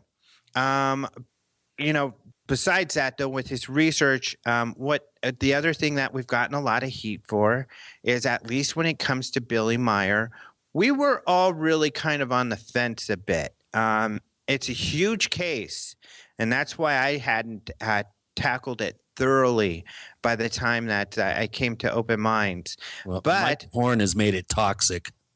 Oh, he has. He's one of the most awful people in this field. I don't say negative stuff about practically anybody, but Michael Horn is someone I do not like, and he's a bad person, people. But we had him on the show our first year twice. Yeah. There was never a busier thread until it came to the Roswell Slides or Slidegate. Then it got busier.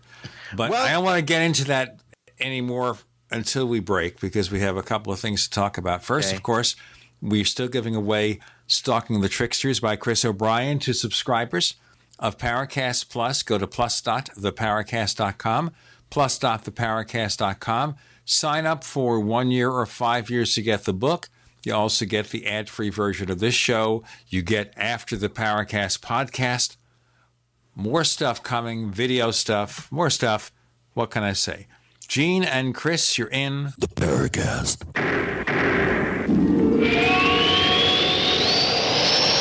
We are the premier independent talk radio network, the Genesis Communications Network, GCN. Usually, the older one gets, the less you are able to absorb amino acids and the less you are able to repair the 100 trillion cells of your body. As a result, you'll have less energy, your tissues will shrink, and you'll become wrinkled. An older person will typically injure more easily and heal more slowly. Not fun. However, if you could consume a protein powder that is easier to absorb, then you may be able to gain back some strength, muscle, and speed of recovery. One World Whey is a highly digestible whey protein powder that may be the perfect answer for you. My name is Errol. I'm 74 years old. The taste of One World Whey is amazing. I play pickleball, and since taking One World Whey and your trace mineral supplement, I have more energy and recover faster from my working out. I used to take another grass-fed whey protein powder, but now I'm getting much better results using One World Whey. Call 888-988-3325. That's 888-988-3325. Or visit oneworldway.com. It's very easy to be a criminal. All you need to burglarize a home is one simple household tool, a pair of scissors. If your home security system can be compromised by a criminal using scissors, then you're making it easy for them. Almost every home security system, even those sold by big-name companies, has a weakness: the phone line. You shell out $1,500, get locked into a long-term contract, and think you're safe. But a burglar can destroy your alarm in seconds with one snip. And when a burglar cuts your phone line, you're defenseless. Simply Safe Home Security is the smarter choice. Built by Harvard engineers, Simply Safe uses a wireless connection to call the cops. Scissors can't cut it, and that means your home stays safe. 24/7 professional monitoring is under $15 a month with no contract. Simply Safe Home Security keeps you safer than the other guys for half the cost. Protect your home with the alarm you can trust. Simply Safe. Go to simplysafedefense.com now for an exclusive 10% offer. That's simplysafedefense.com. Hi, John Hubner from Midas Resources. Are you tired of watching your hard-earned assets dwindle away? As government spending is out of hand and the Federal Reserve is creating in excess of $20 billion a week, are you tired of stockbrokers gambling away your hard-earned money? Is this market a setup for a crash greater than 1987? Too many of today's policies resemble those that led to the collapse of 1929. This is John Hubner, and that was me in 2007. And we all know what happened when the subprime credit bubble burst. By March 2009, the dollar lost 50% of its value. The entire U.S. banking system was on the verge of collapsing. Like all financial problems of the past, is history about to repeat itself? Call me, John Hubner, at 1-800-686-2237, extension 129, before it's too late to protect yourself. Will the oncoming catastrophe take all private IRAs, 401ks with it? There is a way to protect your hard-earned assets. Call me, John Hubner, at 1-800-686-2237, extension 129. Don't complain about your cable bill going up and up and up. Do something about it. Grab a pencil and jot down this special number, 1-855-905-MY-TV. The more cable TV rates go up, the better digital satellite TV looks. Say goodbye to the cable guy and get more of your favorite channels in 100% digital quality for less money. Call 1-855-905-MY-TV. Sign up for packages starting as low as $19.99, and there's no equipment to buy. You get free HD TV upgrade, a free DVR upgrade, and free professional installation. You control what you watch when you watch it. Record your favorite shows, pause and rewind live TV, even skip the commercials. Watch local channels too. At just $19.99, what are you waiting for? Pull out your major credit or debit card. Call 1-855-905-MY-TV. 1-855-905-MY-TV. Say goodbye to the cable guy. Cut costs and get more. 1-855-905-MY-TV. 1-855-905-MY-TV.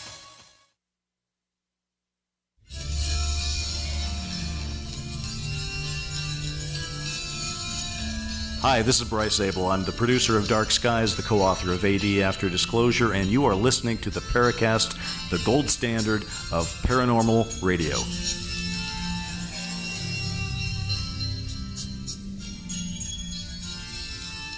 With Gene and Chris and Alejandro Rojas, we're talking about UFOs and the contactee movement, and about, whether some of these people might not have had genuine experiences that were not repeated, so they wanted to get the fame and the fortune. And so they kept it going after the initial encounter. And what that does is kind of wreck the whole thing. Because there may be something genuine there, but as soon as you try to put your handle on it, you've got all this excess stuff, and you get the impression, well, they're just lying. They're not telling the truth, so let's go on to something else. Mm-hmm. So I wanted to get back to the Billy Meyer with the Wendell Stevens, because this is where it went bad for us, is when we started using Wendell Stevens research, because he may be, besides Michael Horn, the American with the most Billy Meyer material and research and everything. It began with Michael Schratt, great guy. He's a very interesting fella, but he is an aeronautics expert, and he began really examining the photos. He was actually pretty pro Billy Meyer because he had friends that were really into it, especially some friends in Tucson. But then he started finding a lot of problems, and he started posting this information. He wrote a story about how there were lots of holes and loops and stuff for hanging the UFOs. He felt he saw lines along with these, this little screws you put into a model or something to hold it up. But he saw these things. So he wrote this story where he debunked the pictures. A lot of people got really upset. He lost some friends. We lost some friends because they felt that we had somehow been disloyal to Wendell or something like that. But what's primary with Open Minds? We try to be journalistic, and we try to present the information and be truthful. Integrity is everything when it comes to journalism. For better or worse, luckily, most of us have the characteristic where we're honest above everything, and that's what gets us into trouble. Then Jason decided we got to do the Billy Meyer story. Who's going to write it? And Jason was the guy that drew the short straw. He did more thorough investigation into Wendell's material, and we just found more and more bad stuff. So we found that Billy Meyer and crew were confronted about the pictures and how the pictures had all of these problems. We found out that Billy Meyer had said, oh, well, guess what I found out? The aliens only just told me that the pictures were actually stolen many years ago by the government and replaced with fake ones. And the aliens didn't tell me now until like 8 or 9 years later, those silly aliens. Oh, yeah, those silly aliens, they're so stupid. And I've brought all this up with Michael Horn because he can't deny it, and he admits it, but then he quickly forgets it when he makes his later argument. So, you know what my favorite one is, Alejandro, is the alleged picture of Samyasi and one of the other female aliens, and somebody happened to find where they got that image and blurred it out and fuzzed it out a little bit. And it was two of the girls that were featured on the Dean Martin show back in the 60s. Yeah. There is a really good website. They contacted us not about a year ago, and I can't remember. I wish I could remember the name of the site. It's like BillyMeyerResearch.com or something like that. This was a group. I talked to them, and I can't remember what country. I think it's an Eastern European country these guys live in. And they decided to research the case. They were on the fence, and they were kind of believers, actually. So they wanted to go case by case, picture by picture, to see what they could find out, to see if they could prove whether or not Billy Meyer was real. And so far, unfortunately, just like it was unfortunate for us, really, of course, we'd love to be able to prove Billy Meyer's talking to aliens, but it didn't turn out to be the case. They have not found one photo they haven't been able to debunk. And Michael Horn really likes to say, you know, Billy Meyer's predicting the future. They have not found one prediction that didn't come out after it happened. So, yeah, they haven't found one case where the predictions were made or shared after the prediction happened. So essentially what happens is, you know, they'll say, oh, Billy Meyer, and I've talked to Michael Horn because I've told Michael Horn, well, all of these problems you have with what I'm saying, we'll bring you on the show. We'll talk about them. I'll give you your spot, and then we're done. You know, that's it. We've done our thing. We talked about that, and he argued that, well, no, Billy Meyer made the predictions many years ago, but because we didn't want the government to get to him or whatever, we don't share the predictions till after they happen. Oh, boy. Well, then that's not evidence. And he says, well, they're right there on my website. You can go look. And I'm like, I know you could see them on the website, but they're not posted until after they happen. But he said those books were written before. And I tell him, well, prove it. And he says, well, look at the books. And you don't see the books. They don't show you the books. They just put the information on the website. So I know Michael Horn will get really upset, but he has never disproven any of this stuff. He will not tell you about those pictures. He will tout those pictures and argue that the pictures are real. However, every time I've confronted him and said, didn't Billy Meyer say those pictures are not real, that the government switched them out, he will admit that Billy Meyer has said that, even though he'll then go out and say that they are real. So he's being dishonest, but you know what? There's plenty of times he's been dishonest. His tactics are terrible. Not too long ago, he sent us a bunch of us emails saying, this scientist said these pictures are real. If you don't prove otherwise, I'm going to tell the world that all of you on this email list agree with Billy Meyer's case and believe that the pictures are real. You know what? Let's give up Billy Meyer. I think we covered that. Cool. We covered that a few years ago. No, we're mad, Gene. We're going to get this guy. Well, I don't know. I think it's just going to go on forever. You're right. It's like anything else. You can't keep a good UFO hoax down. I mean, there are people still who are telling us that George Adamski's contacts were real, you know. Yeah. And that was exposed back in 1957. Jim Moseley had a special Adamski expose issue of Saucer News back in, 1957. I used to have a copy here. It must be worth money now, but I don't.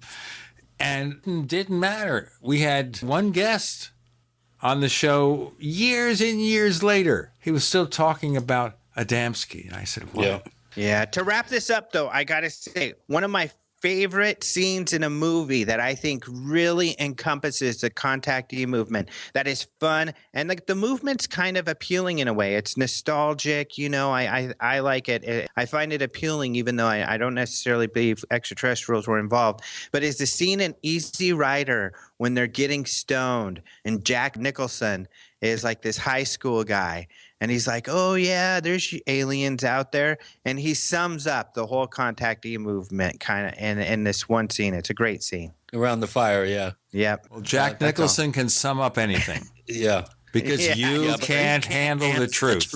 Yeah, We've got some questions I want to get to. There's some good ones here, Alejandro.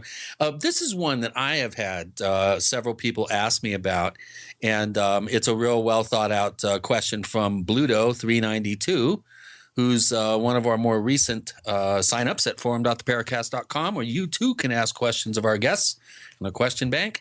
And his question is there any indication that Edward Snowden has any information on extra or crypto-terrestrials or on any significant conspiracy theory involving this subject? No. I mean, people keep making all of these claims. There were some really silly claims that have come out, but no, there's not any indication of that whatsoever.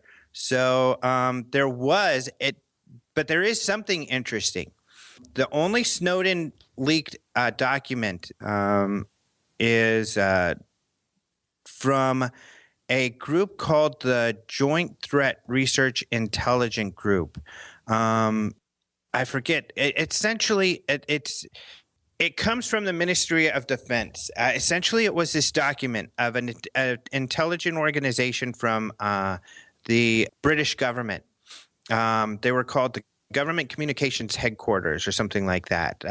They had this PowerPoint that was released in the Snowden documents, and there's no context to it. Most of these slides don't have words. The slide heading says it's the art of deception, training for a new generation of online covert operations. And you can't tell what's going on, but there are 3 or 4 slides regarding UFOs. There's a slide 35 that shows a UFO report or a UFO video from a famous sighting, Redbud, Illinois, 1950. Then there's another picture of this UFO video from Mexico that has been debunked. And this is the story with this UFO video and this is an unfortunate, oh my gosh, it all comes back to Jaime. Let's cover that in our next segment, guys. Okay. With Gene and Chris and Alejandro, you're in the Paracast.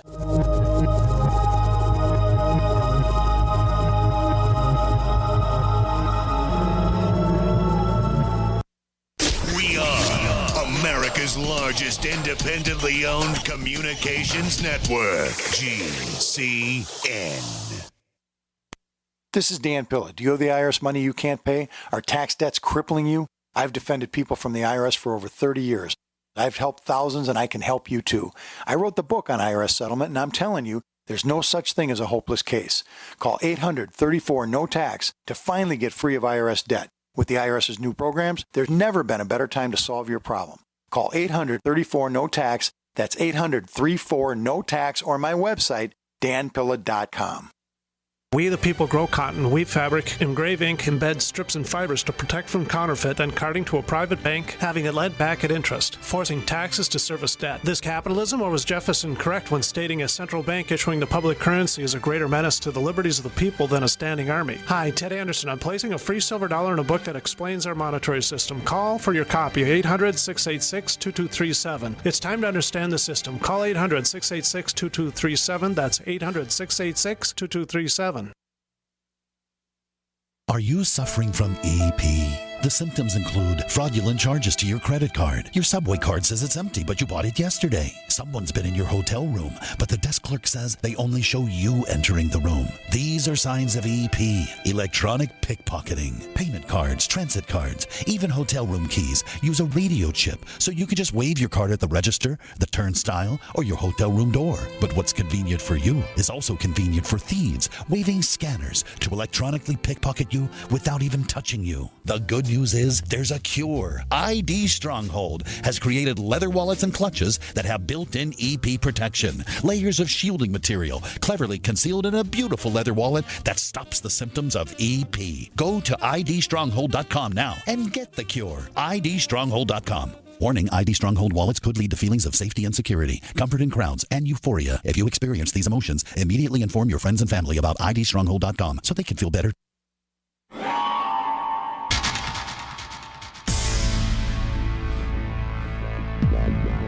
Welcome back to the Paracast, the gold standard of paranormal radio. And now, here's Gene Steinberg.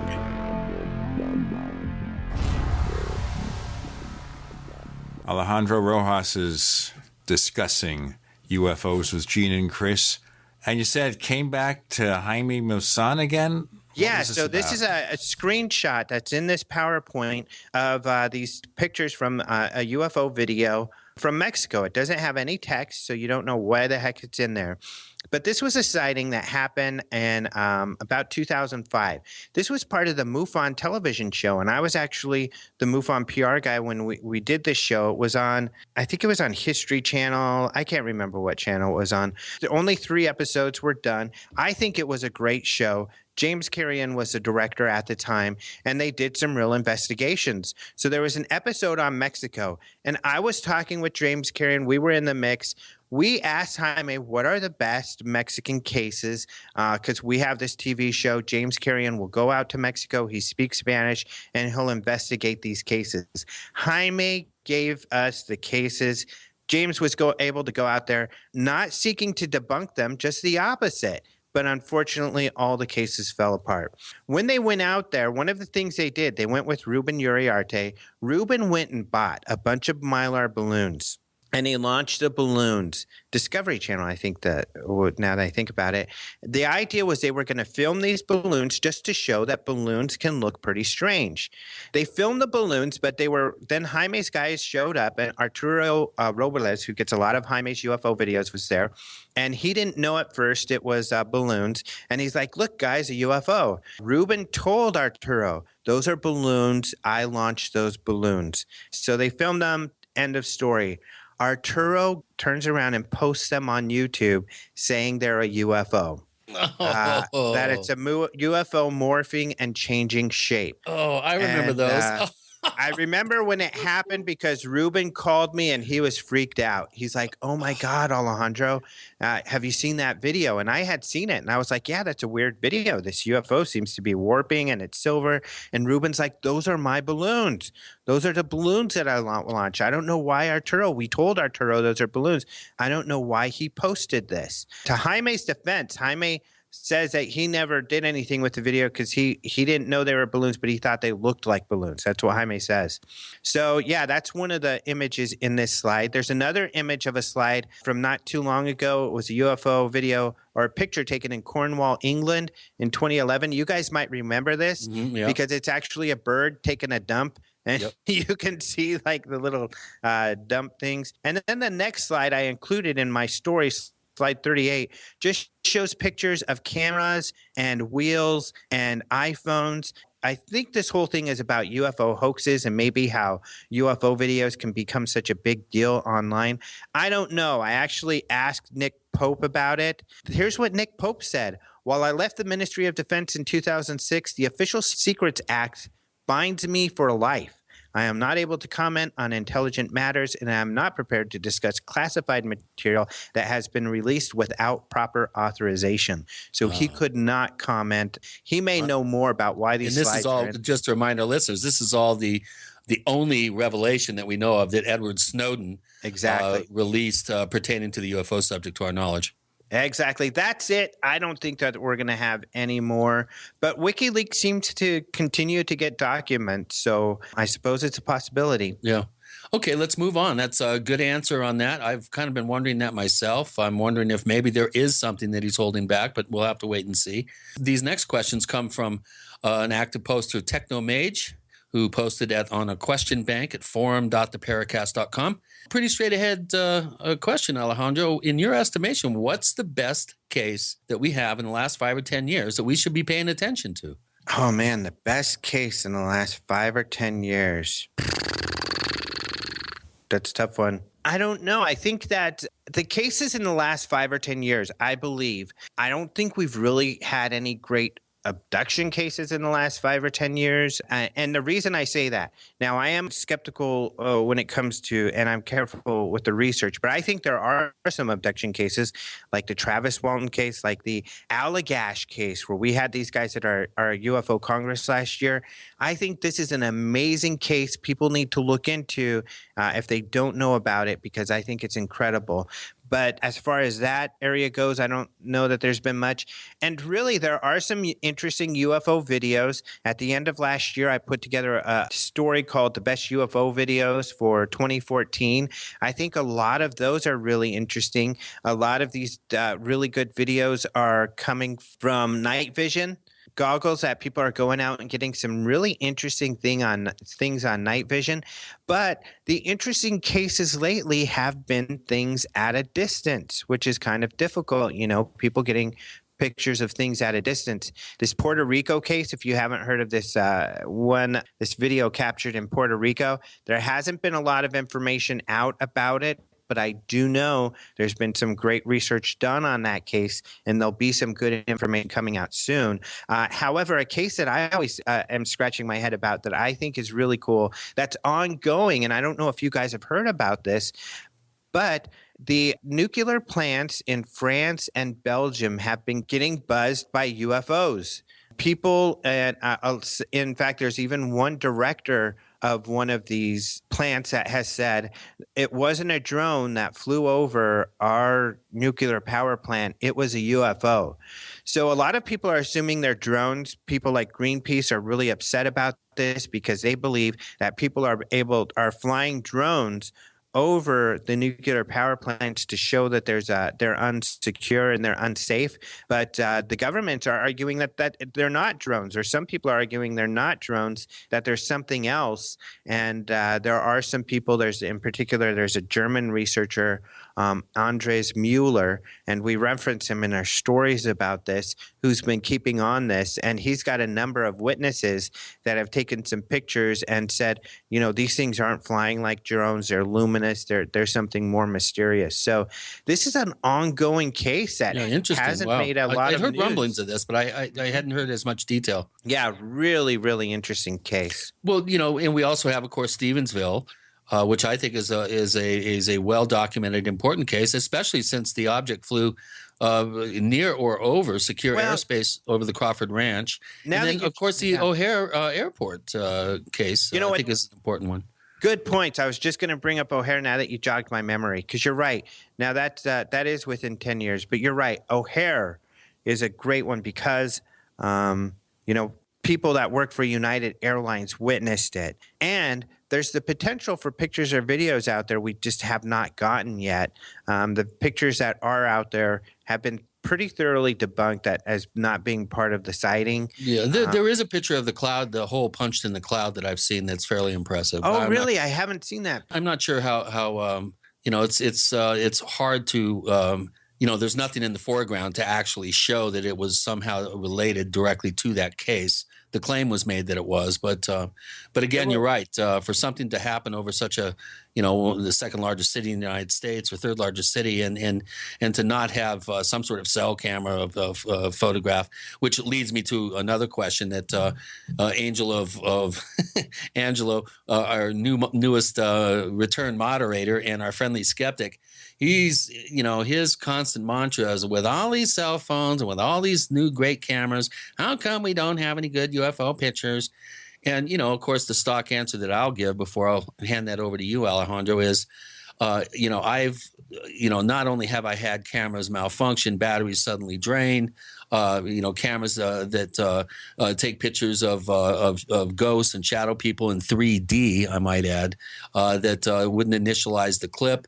But oftentimes the event is so unexpected and inexplicable and dazzling or mesmerizing that you're too busy looking at it in wonder, you forget to grab your camera and take a picture of it. Now, I'm talking about the average person out there. I mean, I could easily see this as being the primary reason why we don't have UFO photographs.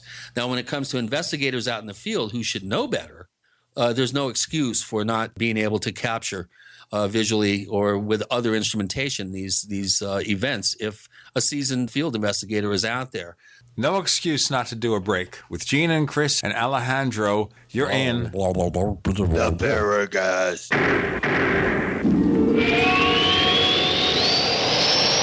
Neighbors, are you tired of dealing with a slow web hosting provider? Well, check out A2 Hosting and their screaming fast Swift server platform. They even have SSDs that load pages 300% faster than the competition. Ready to give your site a speed boost? Well, tell you what, neighbors, head on over to a2hosting.com. That's A2, that's number 2, a2hosting.com. Check out their Prime hosting account. And get this, neighbors, they're even giving you an exclusive 25% off discount for all our listeners. 25%. And remember, their Guru Crew support team is standing by 24/7, 365 days a year to answer any of your questions. Now, to get the discount, use the coupon code GENE when you check out. Gold isn't for you? Ted Anderson, president of Midas Resources, one of the world's premier gold and precious metal investing firms. I get it. You wouldn't buy gold if you believed that the government is doing a great job, that the Fed will stop handing out trillions of dollars like bailout candy, that Social Security would be there for you. That's not what's happening. You might even pass on gold if the stimulus package wouldn't fuel inflation, or that the dollar wouldn't lose value, or that your retirement would be secure. If all looks rosy to you, then now is not the time to buy gold. For the realist, there have never been more sobering reasons to diversify with gold. Since 2001, the U.S. dollar index has tanked 30% while gold has risen 300%. Right now, savvy investors are adding gold to their portfolios. You should too. Find out what they know. Call us and I'll send you 10 reasons why gold will do very well, free. 800-686-2237. 800-686-2237. That's 800-686-2237. We live in a complicated society. Stressful issues are always popping up. Have you ever been treated unfairly by someone? Have you ever been overcharged for a repair? Have you ever signed a contract or a document? Worried about identity theft? How many times have you been in those unique situations where you just wanted to call an attorney to find out if you're right or wrong, or what your legal rights are? But every time you think about calling an attorney, what do you think about first? That's right. Who do you call, and how much will it cost? Our friends at Legal Shield have found a solution. With a nationwide network of 6,900 attorneys who average 19 years of experience, Legal Shield's law firms take over 40,000 calls per week helping their members. For less than $20 per month, you can have access to Legal Shield on everything from the trivial to the traumatic. Let Legal Shield stand up for your rights at lsprotection.com. That's lsprotection.com. Or call 855-340-SAVE, 855-340-7283. Results will vary from case to case. Right now is the time to jumpstart your health with the new 30% discount from InfoWarsHealth.com. Secure the all-new Tangy Tangerine 2.0 with certified organic ingredients that are non-GMO and better tasting than ever. For an exclusive 30% off discount when you sign up at InfoWarsHealth.com. That's 30% off retail when you become a distributor at InfoWarsHealth.com. You've heard me talk about Tangy Tangerine for years now, and you've heard others talk about what it's done for them. Take the challenge. Try it for the first time, or even reorder your Tangy Tangerine and other great longevity products like Pollen Burst or the Alex Pack, all for 30% off when you visit InfoWarsHealth.com. This is a fantastic opportunity to be able to try out the hundreds of amazing products at InfoWarsHealth.com and get 30% off on products like Beyond Tangy Tangerine 2.0. Visit InfoWarsHealth.com to get started today. You can also sign up for auto ship and get free shipping. 30% off and free shipping. It's all available exclusively at InfoWarsHealth.com today. We'd like to hear from you. If you have a comment or question about the Paracast, send it to news@theparacast.com. That's news@theparacast.com. And don't forget to visit our famous Paracast community forums at forum.theparacast.com. We're going to have a contest, folks, okay? There is an alien behind that. That's it. There's an alien behind the door right now, okay? Door number 1. We're going to have a contest here where listeners will do the Paracast stinger. The best ones will be aired, and we'll figure out something to give away. I'm tired of doing it. Okay, there's a few problems though too. Most people, the cameras that they have are their cell phones. You can't really zoom very well, so if it's a daylight sighting, it's going to be extremely difficult. And I always tell people, go try to take a picture of a plane, at 20,000 feet with your cell phone during the day. Good luck. At night photos are even worse. Cameras aren't really set up to take it's difficult to get night photos. Go try to take a picture of a close jet with your phone or with a good camera at night. Nothing's going to really turn out. So it's really difficult. Not only that, and it does relate to a case that's happening recently, which is a good case. A lot of people are seeing these small little white orbs.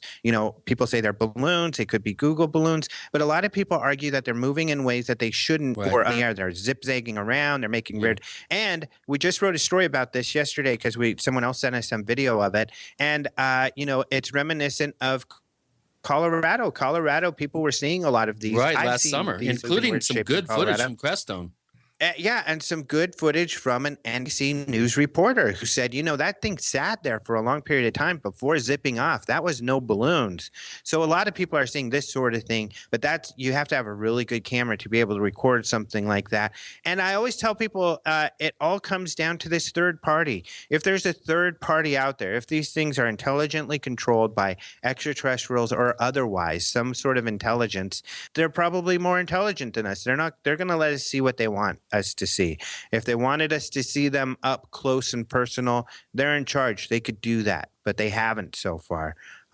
Assuming there's a third party involved. No, that's not to mention that our tax dollars at work and play might be responsible for at least a percentage of these events. Right, that's true too. And they don't want to be seen. And what's interesting is there are even scientists I've talked to who aren't completely anti-UFO. They just don't share it. And a lot of them make the same argument that if they don't want to be seen, they're so more advanced than us. If they don't want to be seen, but they are going to be flying around, then they won't be seen. They've got the technology to do that. Yeah, good point.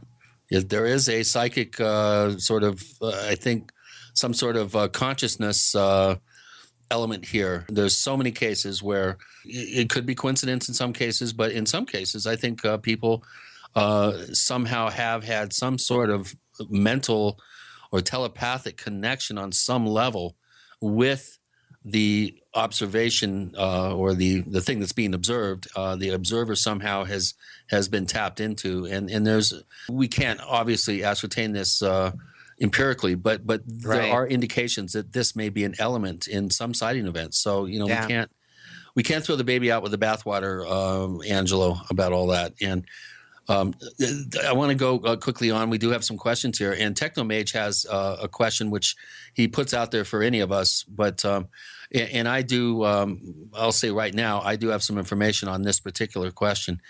He says, in Operation Trojan Horse, John Keel brings up a lot of statistics, including the majority of UFO events occur on Wednesday or Sunday. Well, Sunday is wrong. I think that's the biggest day, I think, on the weekend. Has anyone verified his data? Because if the data he describes in the book is valid, his conclusions can be taken that much more seriously. Well, before you answer, Alejandro, let me put in my 2 cents in my database. Wednesday, without question, was the most the night that you had the best chance of having some sort of sighting event in the San Luis Valley from 1993 through at least 2003.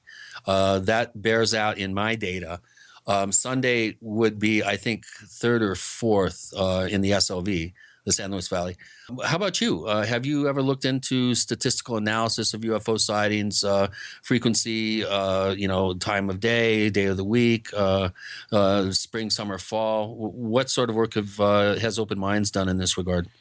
I've had access to MUFON data over the years. And when I was doing PR work for MUFON, I started on a yearly basis putting out a report on where sightings were seen and when, and I still do that, although I have access to less data, and it has to do with the database that they use. I know they're working on it to make it more accessible where people can grab this sort of information out more. But out of the data that I have, I don't know that I've ever looked at, or at least if I did, I didn't find it interesting enough to write about it, on which day of the week had more sightings. But I know I have some data to do that, so I'll go back and do that. That's a really interesting question, and we have a lot more data now, so we should be able to verify that. And it's interesting that the San Luis Valley, that held true. Much to my surprise, Hump yeah, day. because it Hump day. there was a time lag between the time I started investigating and when I finally was able to get a copy of Operation Trojan Horse, which at the time was fairly difficult to find.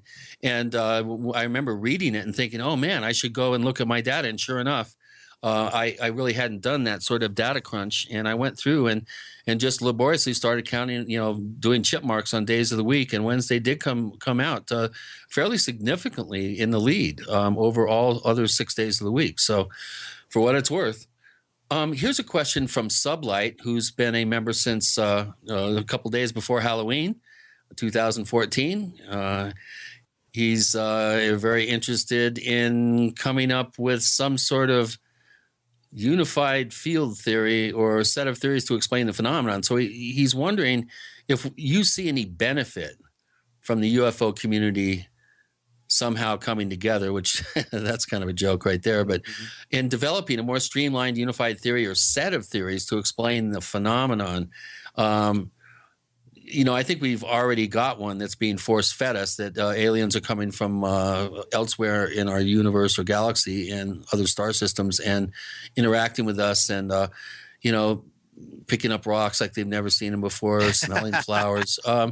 So I think that's... You know why they're picking up rocks? So they can drop them and get their rocks off. There you go. Okay. Where's my rim shot? Boom. Yeah.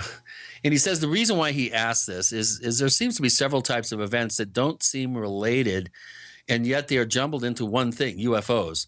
I've never understood how a flying disc in the late 40s or early 50s has anything to do with the weird events in places like Skinwalker Ranch or the kinds of things that took place in the Rendlesham Forest, which I disagree with that. That definitely was a UFO event. But what do you think? Do you think that there's a unified set of theories that we can come up with to explain the phenomenon, as if we already haven't? So let's break it here, then we can do that in our next segment. Okay. Fine. We got to do a break here, and this is a good time to do a cliffhanger. Just like the old movie serials where you drop hints of what's to come. Of course, Chris asks a question of our guest, and then the guest will answer it in the next segment with Alejandro Rojas of Open Minds joining us, answering your questions from forum.theparacast.com, our question bank with Gene and Chris. You're in the Paracast.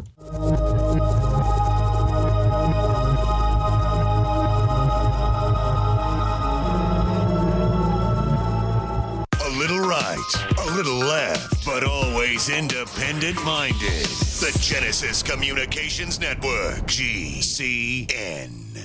Graphic Converter is the image manipulation tool for the rest of us. It does not use any database. You get full control of all your files. Want to view the images of a folder? Drag it into Graphic Converter and a powerful browser opens up to show your image files. You could use it for slideshows. You could use it to import images from digital cameras or from scanners. Need to do some image editing? You can do that too in Graphic Converter. Also print catalogs. Convert from so many formats I can't even list them. Download now to see if Graphic Converter is good for you, like 1.5 million other users. Guess what? You could save money when you buy Graphic Converter. Use the coupon code NIGHTOWL. Use the coupon code NIGHTOWL to get a special price for Graphic Converter. Go to lemkesoft.com. That's LEMKE soft.com. lemkesoft.com. LEMKE soft.com.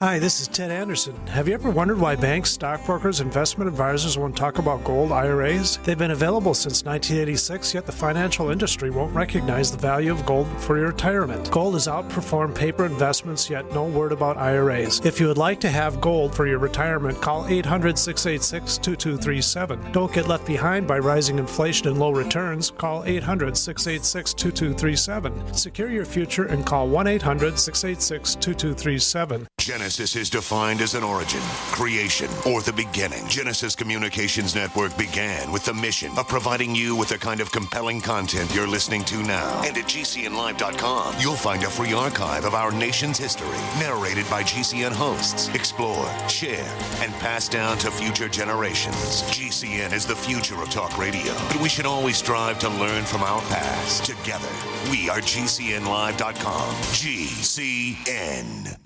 Did you know that drinking pure, high alkaline water is one of the most important factors in maintaining high energy and vibrant health? Most experts agree that the water you drink should be at a pH level of 8 or higher. AlkaVision Plasma pH Drops, available only at alkavision.com, combine a unique formula of only the most alkaline minerals. AlkaVision Plasma pH Drops alkalize your water, ridding the body of harmful toxins, and helps you regain health and energy. Alkalizing your water by simply adding 10 drops of AlkaVision Plasma pH Drops helps the body rid itself of acidic waste, increases oxygen content, and raises the pH of your body to healthy levels. And bacteria and viruses cannot survive in an alkaline high pH environment. Order your bottle of AlkaVision Plasma pH Drops for only $29.95 at alkavision.com. That's ALKAvision.com. Or call 269-409-1776. 269-409-1776. Alkalize your body. Supercharge your health at alkavision.com today. It's very easy to be a criminal. All you need to burglarize a home is one simple household tool, a pair of scissors. If your home security system can be compromised by a criminal using scissors, then you're making it easy for them.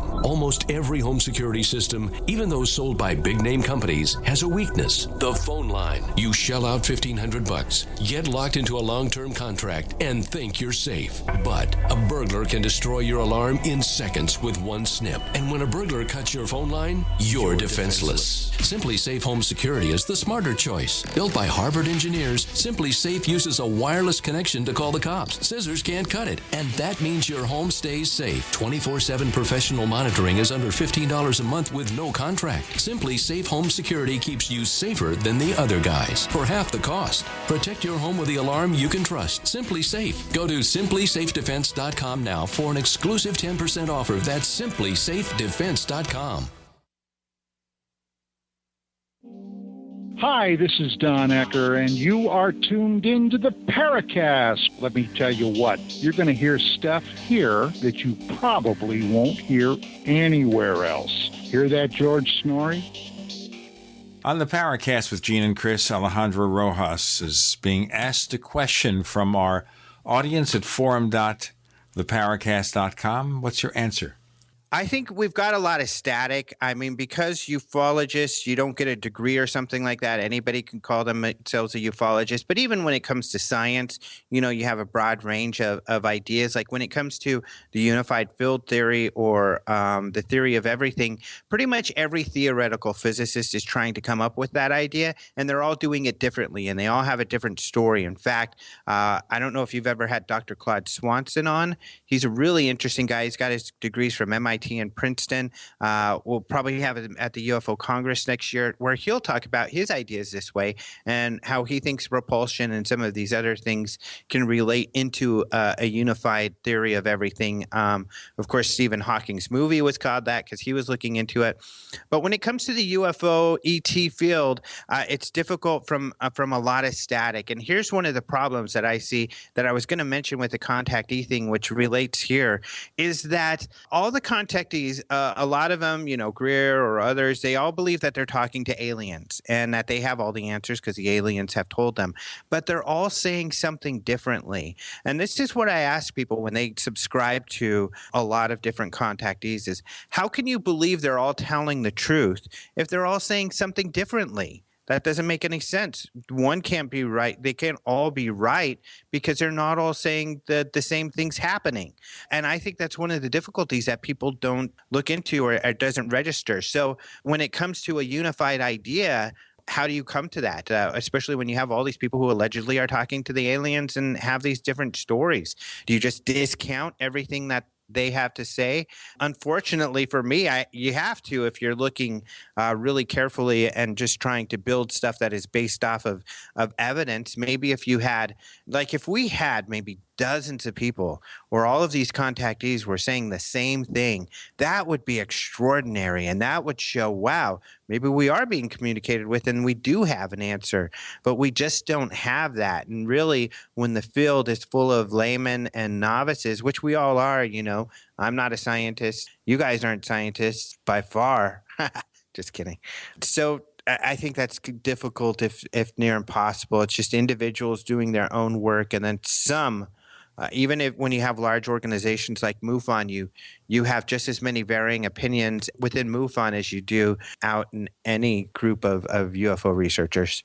Yeah, that's a good point. And we are all amateurs, and that's one of the major stumbling blocks in this field of inquiry being taken seriously by mainstream science and academia. I mean, it's a built-in giggle factor that we have no answer to until we come up with some sort of credentialing, some sort of peer review, which seems like a, kind of an impossibility. But I mean, ideally, that would be the way to go. And anything short of that is always going to supply the snooty academic and scientific types with, a perfect rationale for not taking anything that comes out of this field seriously, unless it's peer reviewed. I think hard data monitoring, like the Ray Stanford approach of Project Starlight, which I'm trying to duplicate with modern technology, using instrumented arrays in hotspot areas to gain triangulated data along with gravitational and radar and possibly magnetic data, that sort of thing. Blaze gratings on cameras to separate light spectra into its constituent elements, that sort of thing. I'm not a scientist, but I do have a basic understanding of how proper investigation and research should be conducted so that you do have quality evidence to present to interested parties. Well, and I think we can determine a very little, but some things. And I think you guys would agree with this, knowing, your work and thoughts, that one thing we can be certain is if there's a third party that is involved with all of this, that they don't want us to have evidence or proof that that is the case. It hasn't been provided. So if it is an intelligence behind all of this, they don't want us to have the proof. Well, is that a reason then why we do hear so many contradictory tales? I think it is. I mean, I know, Chris is really into this, and I agree too. And I think a lot of the old time researchers, Jacques Vallée,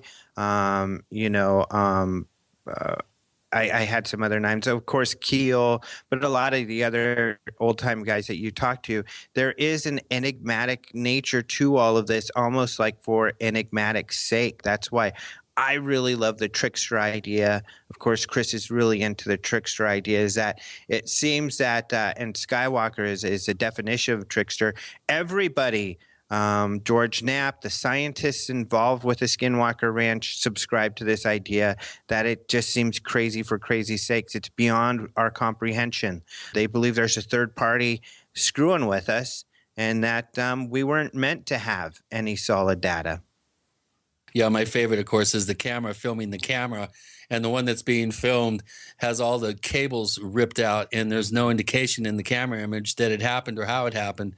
That, to me, is a mind blower. And if that's a real event, which has not been proven yet, we've never seen the footage, then it's just a mind blower. And I'm sure that those scientists on that ranch, when that happened, their minds were blown by that because it totally, I'm sure it rocked their reality view. Because that is not supposed to happen. You can't film another camera with a camera and have all the wires pulled out and not see that on the image. It's inexplicable, and I think it's a classic example of the tricksterish nature and the conundrum that we all face when we're out in the field. Yeah. One of our most popular YouTube interviews is an interview with John Alexander, who discussed the Skinwalker in those cases, and how confounded, how just baffled they were with everything that happened. Right. We had Ryan Skinner on last week, talking about his work up at the Skinwalker Ranch, some of which is anecdotal and open to interpretation, I think, by some more skeptical types. But Ryan is at least making the effort. He makes trips all the way out from Wisconsin 2 or 3 times a year and spends a lot of money to try to get these things documented. But moving right along, we have a question from Cosmonaut, and this is a good one. I'll answer it real quickly first before we'll throw it to Alejandro here. But A major omission from UFO research seems to be that all of the information comes from countries that are allies of the United States. Why haven't we seen developed a major contact inside Russia, for example? Well, we have. His name is Paul Stonehill. He's Russian, and he has tons of contacts in Russia, and he's done an incredible amount of work and very good work, I might say, well received in my eyes, of developing sources and maintaining contact with sources within Russia. George Knapp made a trip to Russia and developed contacts, which he's maintained loosely over the years. So we do have some contacts there. Jacques Vallée has been to Russia. We do have Evgeny Fidych, a friend of mine with the Russian Academy of Sciences, who feeds me information from time to time. So we do have some. How about you, Alejandro? Russia, China, countries that you don't normally hear too much about in the UFO phenomenon. What are your thinkings there? I think you're exactly right when it comes to Paul Stonehill. We try to work with him, too. He wrote for our magazine, and he's written some stories for us online. He's the greatest research for information out of Russia. But we do a lot of international outreach. We have a lot of interviews and close relationships, largely because of Antonio Huneeus, but not just because of him, because we've established these relationships. But with South American countries, I mean, there are several South American countries that have official UFO governmental research organizations, which is extraordinary. There's several down there. And they are active. We wrote a big story, and this is based off of Leslie Kane, that she works with Cefa'a out of Chile, and they gave her some UFO videos that she wrote about exclusively for the Huffington Post. She was able to release this information. Otherwise, China is one of the most interesting things. We'll talk about China in our next segment with Antonio Rojas. And Gene and Chris, you're in. My name is Alejandro. On the Paracast.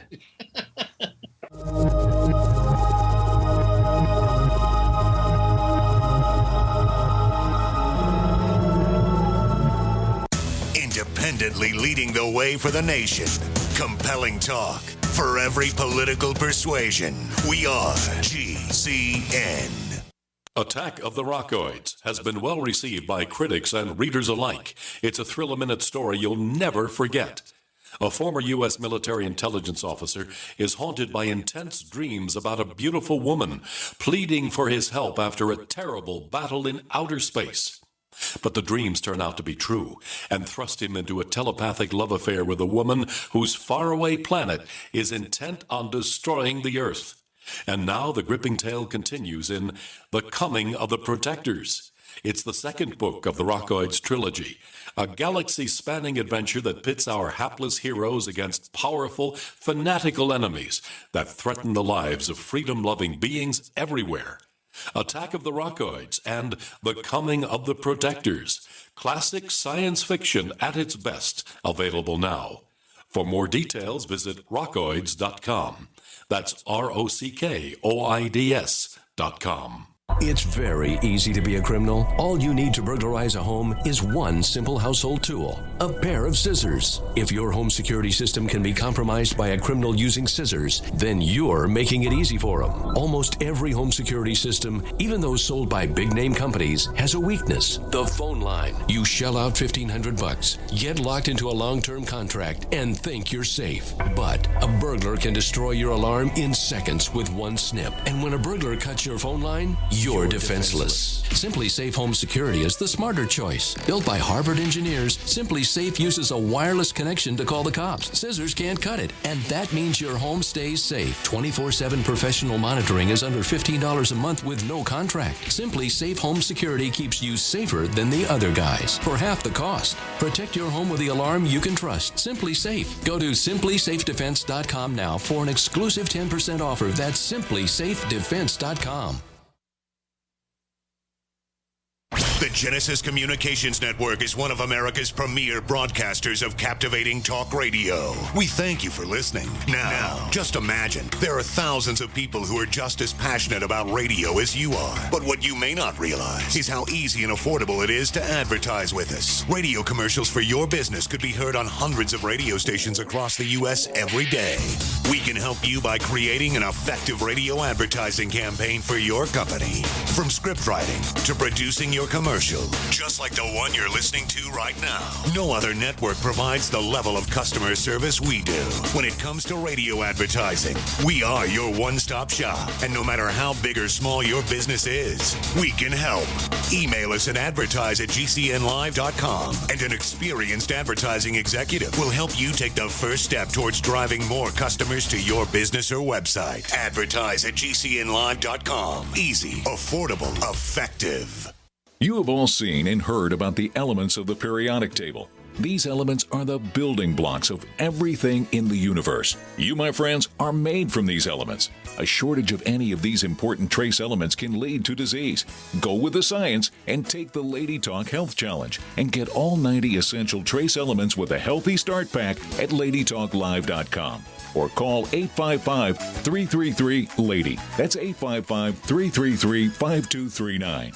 Research shows it's not just what you put in your body that counts, it's what you put on it as well. Why not use an all-natural, healthy mineral-based makeup that actually benefits your skin? Once you experience the airiness and flawless coverage of Youngevity mineral makeup, you will never use anything else. With Youngevity, the perception of your complexion will be natural perfection. Animal-friendly mineral makeup at Mary Lou Health. That's MARILU Health.com. Or call 855-321-HEALTH.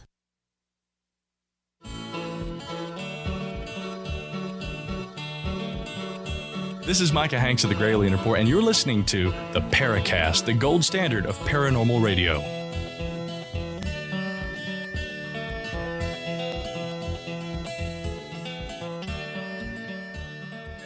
One more segment left on the Paracast. Alejandro Rojas of Open Minds joining us. And you were mentioning UFOs in China. I love the China story. China has a great story. We wrote about it in the magazine. We've done a YouTube video on it. People need to watch it. Dr. Sun-Shi Lee is pretty much the most prominent UFO researcher in China, and they have a really interesting story. They talk about how during the years that Russia was helping them begin as a government, as a new socialist communist government, they didn't do a lot of UFO research. But when they became more independent, there were academics that were researching UFOs kind of behind the scenes. And Dr. Sun-Shi Lee with his wife came forward to the government and said, we want to do a UFO journal with academics. Would that be okay? The government said, not only is that okay, we'll fund it. And so they funded this UFO journal, that an organization that supposedly has like 40,000 members. It's kind of like the Society of Scientific Exploration here, where it's like a peer-reviewed journal sort of organization where you have to be credentialed to be able to join it. So they have a huge interest out there in a lot of cases. This is really cool. This is something great that Wendell did. Wendell went out there and did some talks, and he made some connections. They really liked him. So they asked him, hey, if we give you a bunch of our UFO cases, will you write a book? And Wendell said, sure, I can't afford to have this translated. So again, the Chinese government stepped in, translated these cases, gave them to Wendell. Wendell wrote a book. Amazing cases. Some of them in our magazine, that piece that we did on, we talked about a lot of them on YouTube. Save me a copy if you haven't. I'd love to see that. Yeah, it's a great book. Amazing cases. Well, one thing that should be mentioned is the largest civilian UFO organization in the world is in China with over 1 million members. We do hear from them, not a lot. We had some interviews. Dr. Sun-Shi Lee was, I believe he was at the Citizen Hearing, and we had an interview with him there. You can find some interviews. This is what's interesting. He speaks Spanish and Chinese. So we did an interview where Antonio translated what he had to say from Spanish. But there's also the Purple Mountain Observatory. We've written several stories about this lately, where it's this observatory in China where they do UFO research. And in fact, we've got a story on it where one of the scientists there predicted that there would be more UFO sightings in China, and sure enough, that has come to fruition. So, yeah, we've got a lot of stories on China. So we do. It's harder to get stories from these countries, but there are some out there. But there doesn't seem to be a lot of coordination from country to country. Certainly, we don't coordinate with the Chinese that much. Yeah, you're right. It's true. And I think it's a language barrier. It's still kind of difficult. You know, in communist countries, they have limited access to the internet and limited communication that they can have with outsiders. So I think that makes it difficult. Plus, you know, everybody's really busy. So the further people are, the more difficult it becomes. I think the language barrier is just a huge one. That's why, especially Australia, New Zealand, the UK, you know, I'm talking to people from those countries all the time. I'm sure you are too. So it makes it easier that we can all be online and speak the same language. Yeah, exactly. Well, here's a good one to kind of end up the question from our listener section here. And again, this comes from our friendly skeptic, our moderator at forum.theparacast.com, where you can ask questions of our guests in the question bank. And Angelo says, you know, he's he's a cut to the chase kind of guy, and this is the kind of overarching skeptical question. Alejandro, do you think we'll ever get definitive proof that UFOs are more than just misidentified objects in the sky?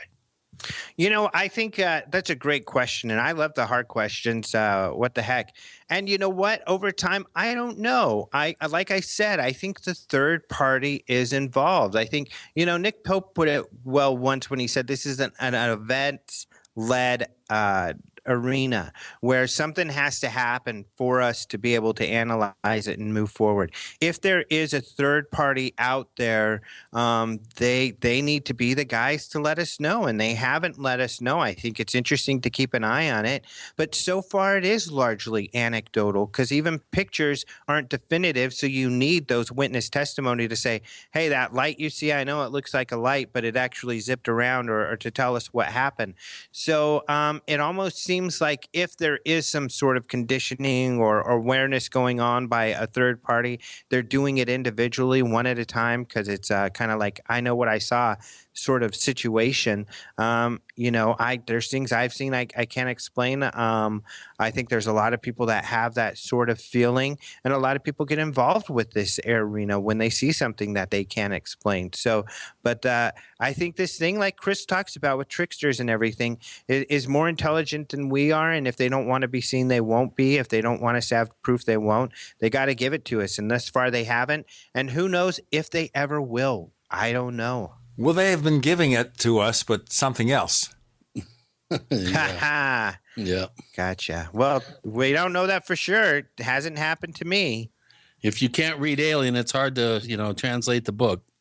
Yeah. And we don't know what Alien is, so how can we read something we don't know about?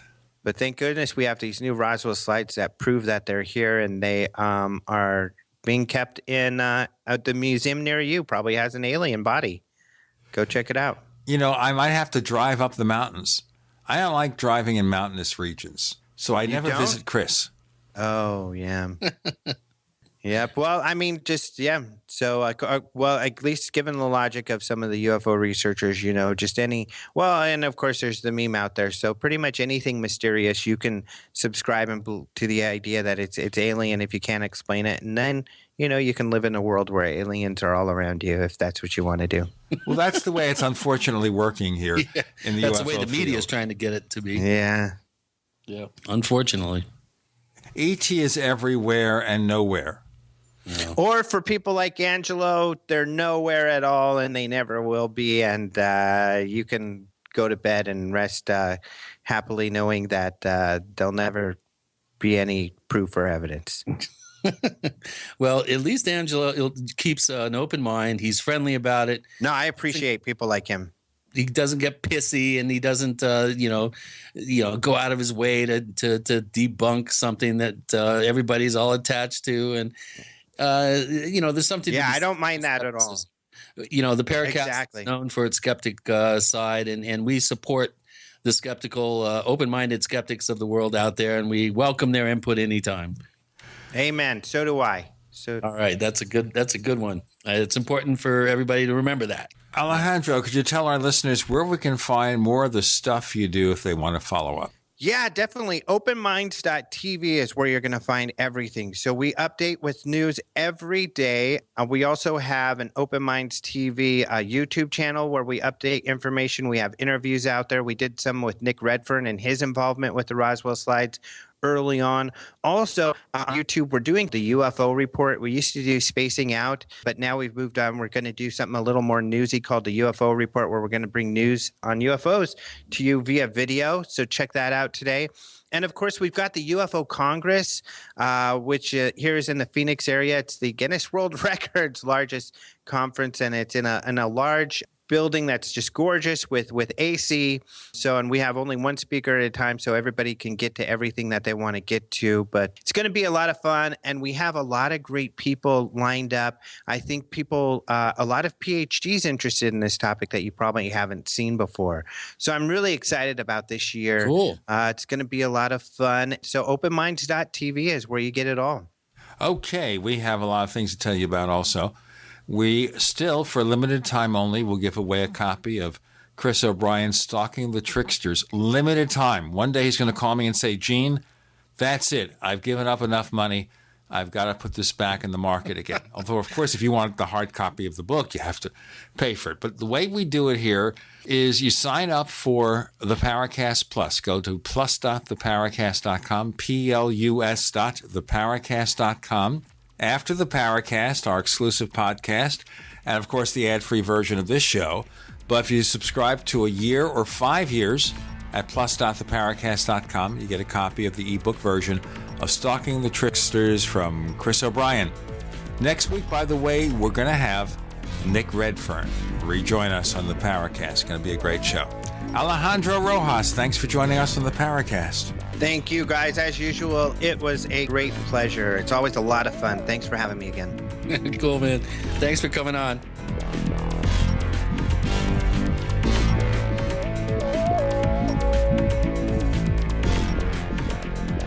The Paracast, featuring Gene Steinberg and Christopher O'Brien, is a copyrighted presentation of Making the Impossible Incorporated.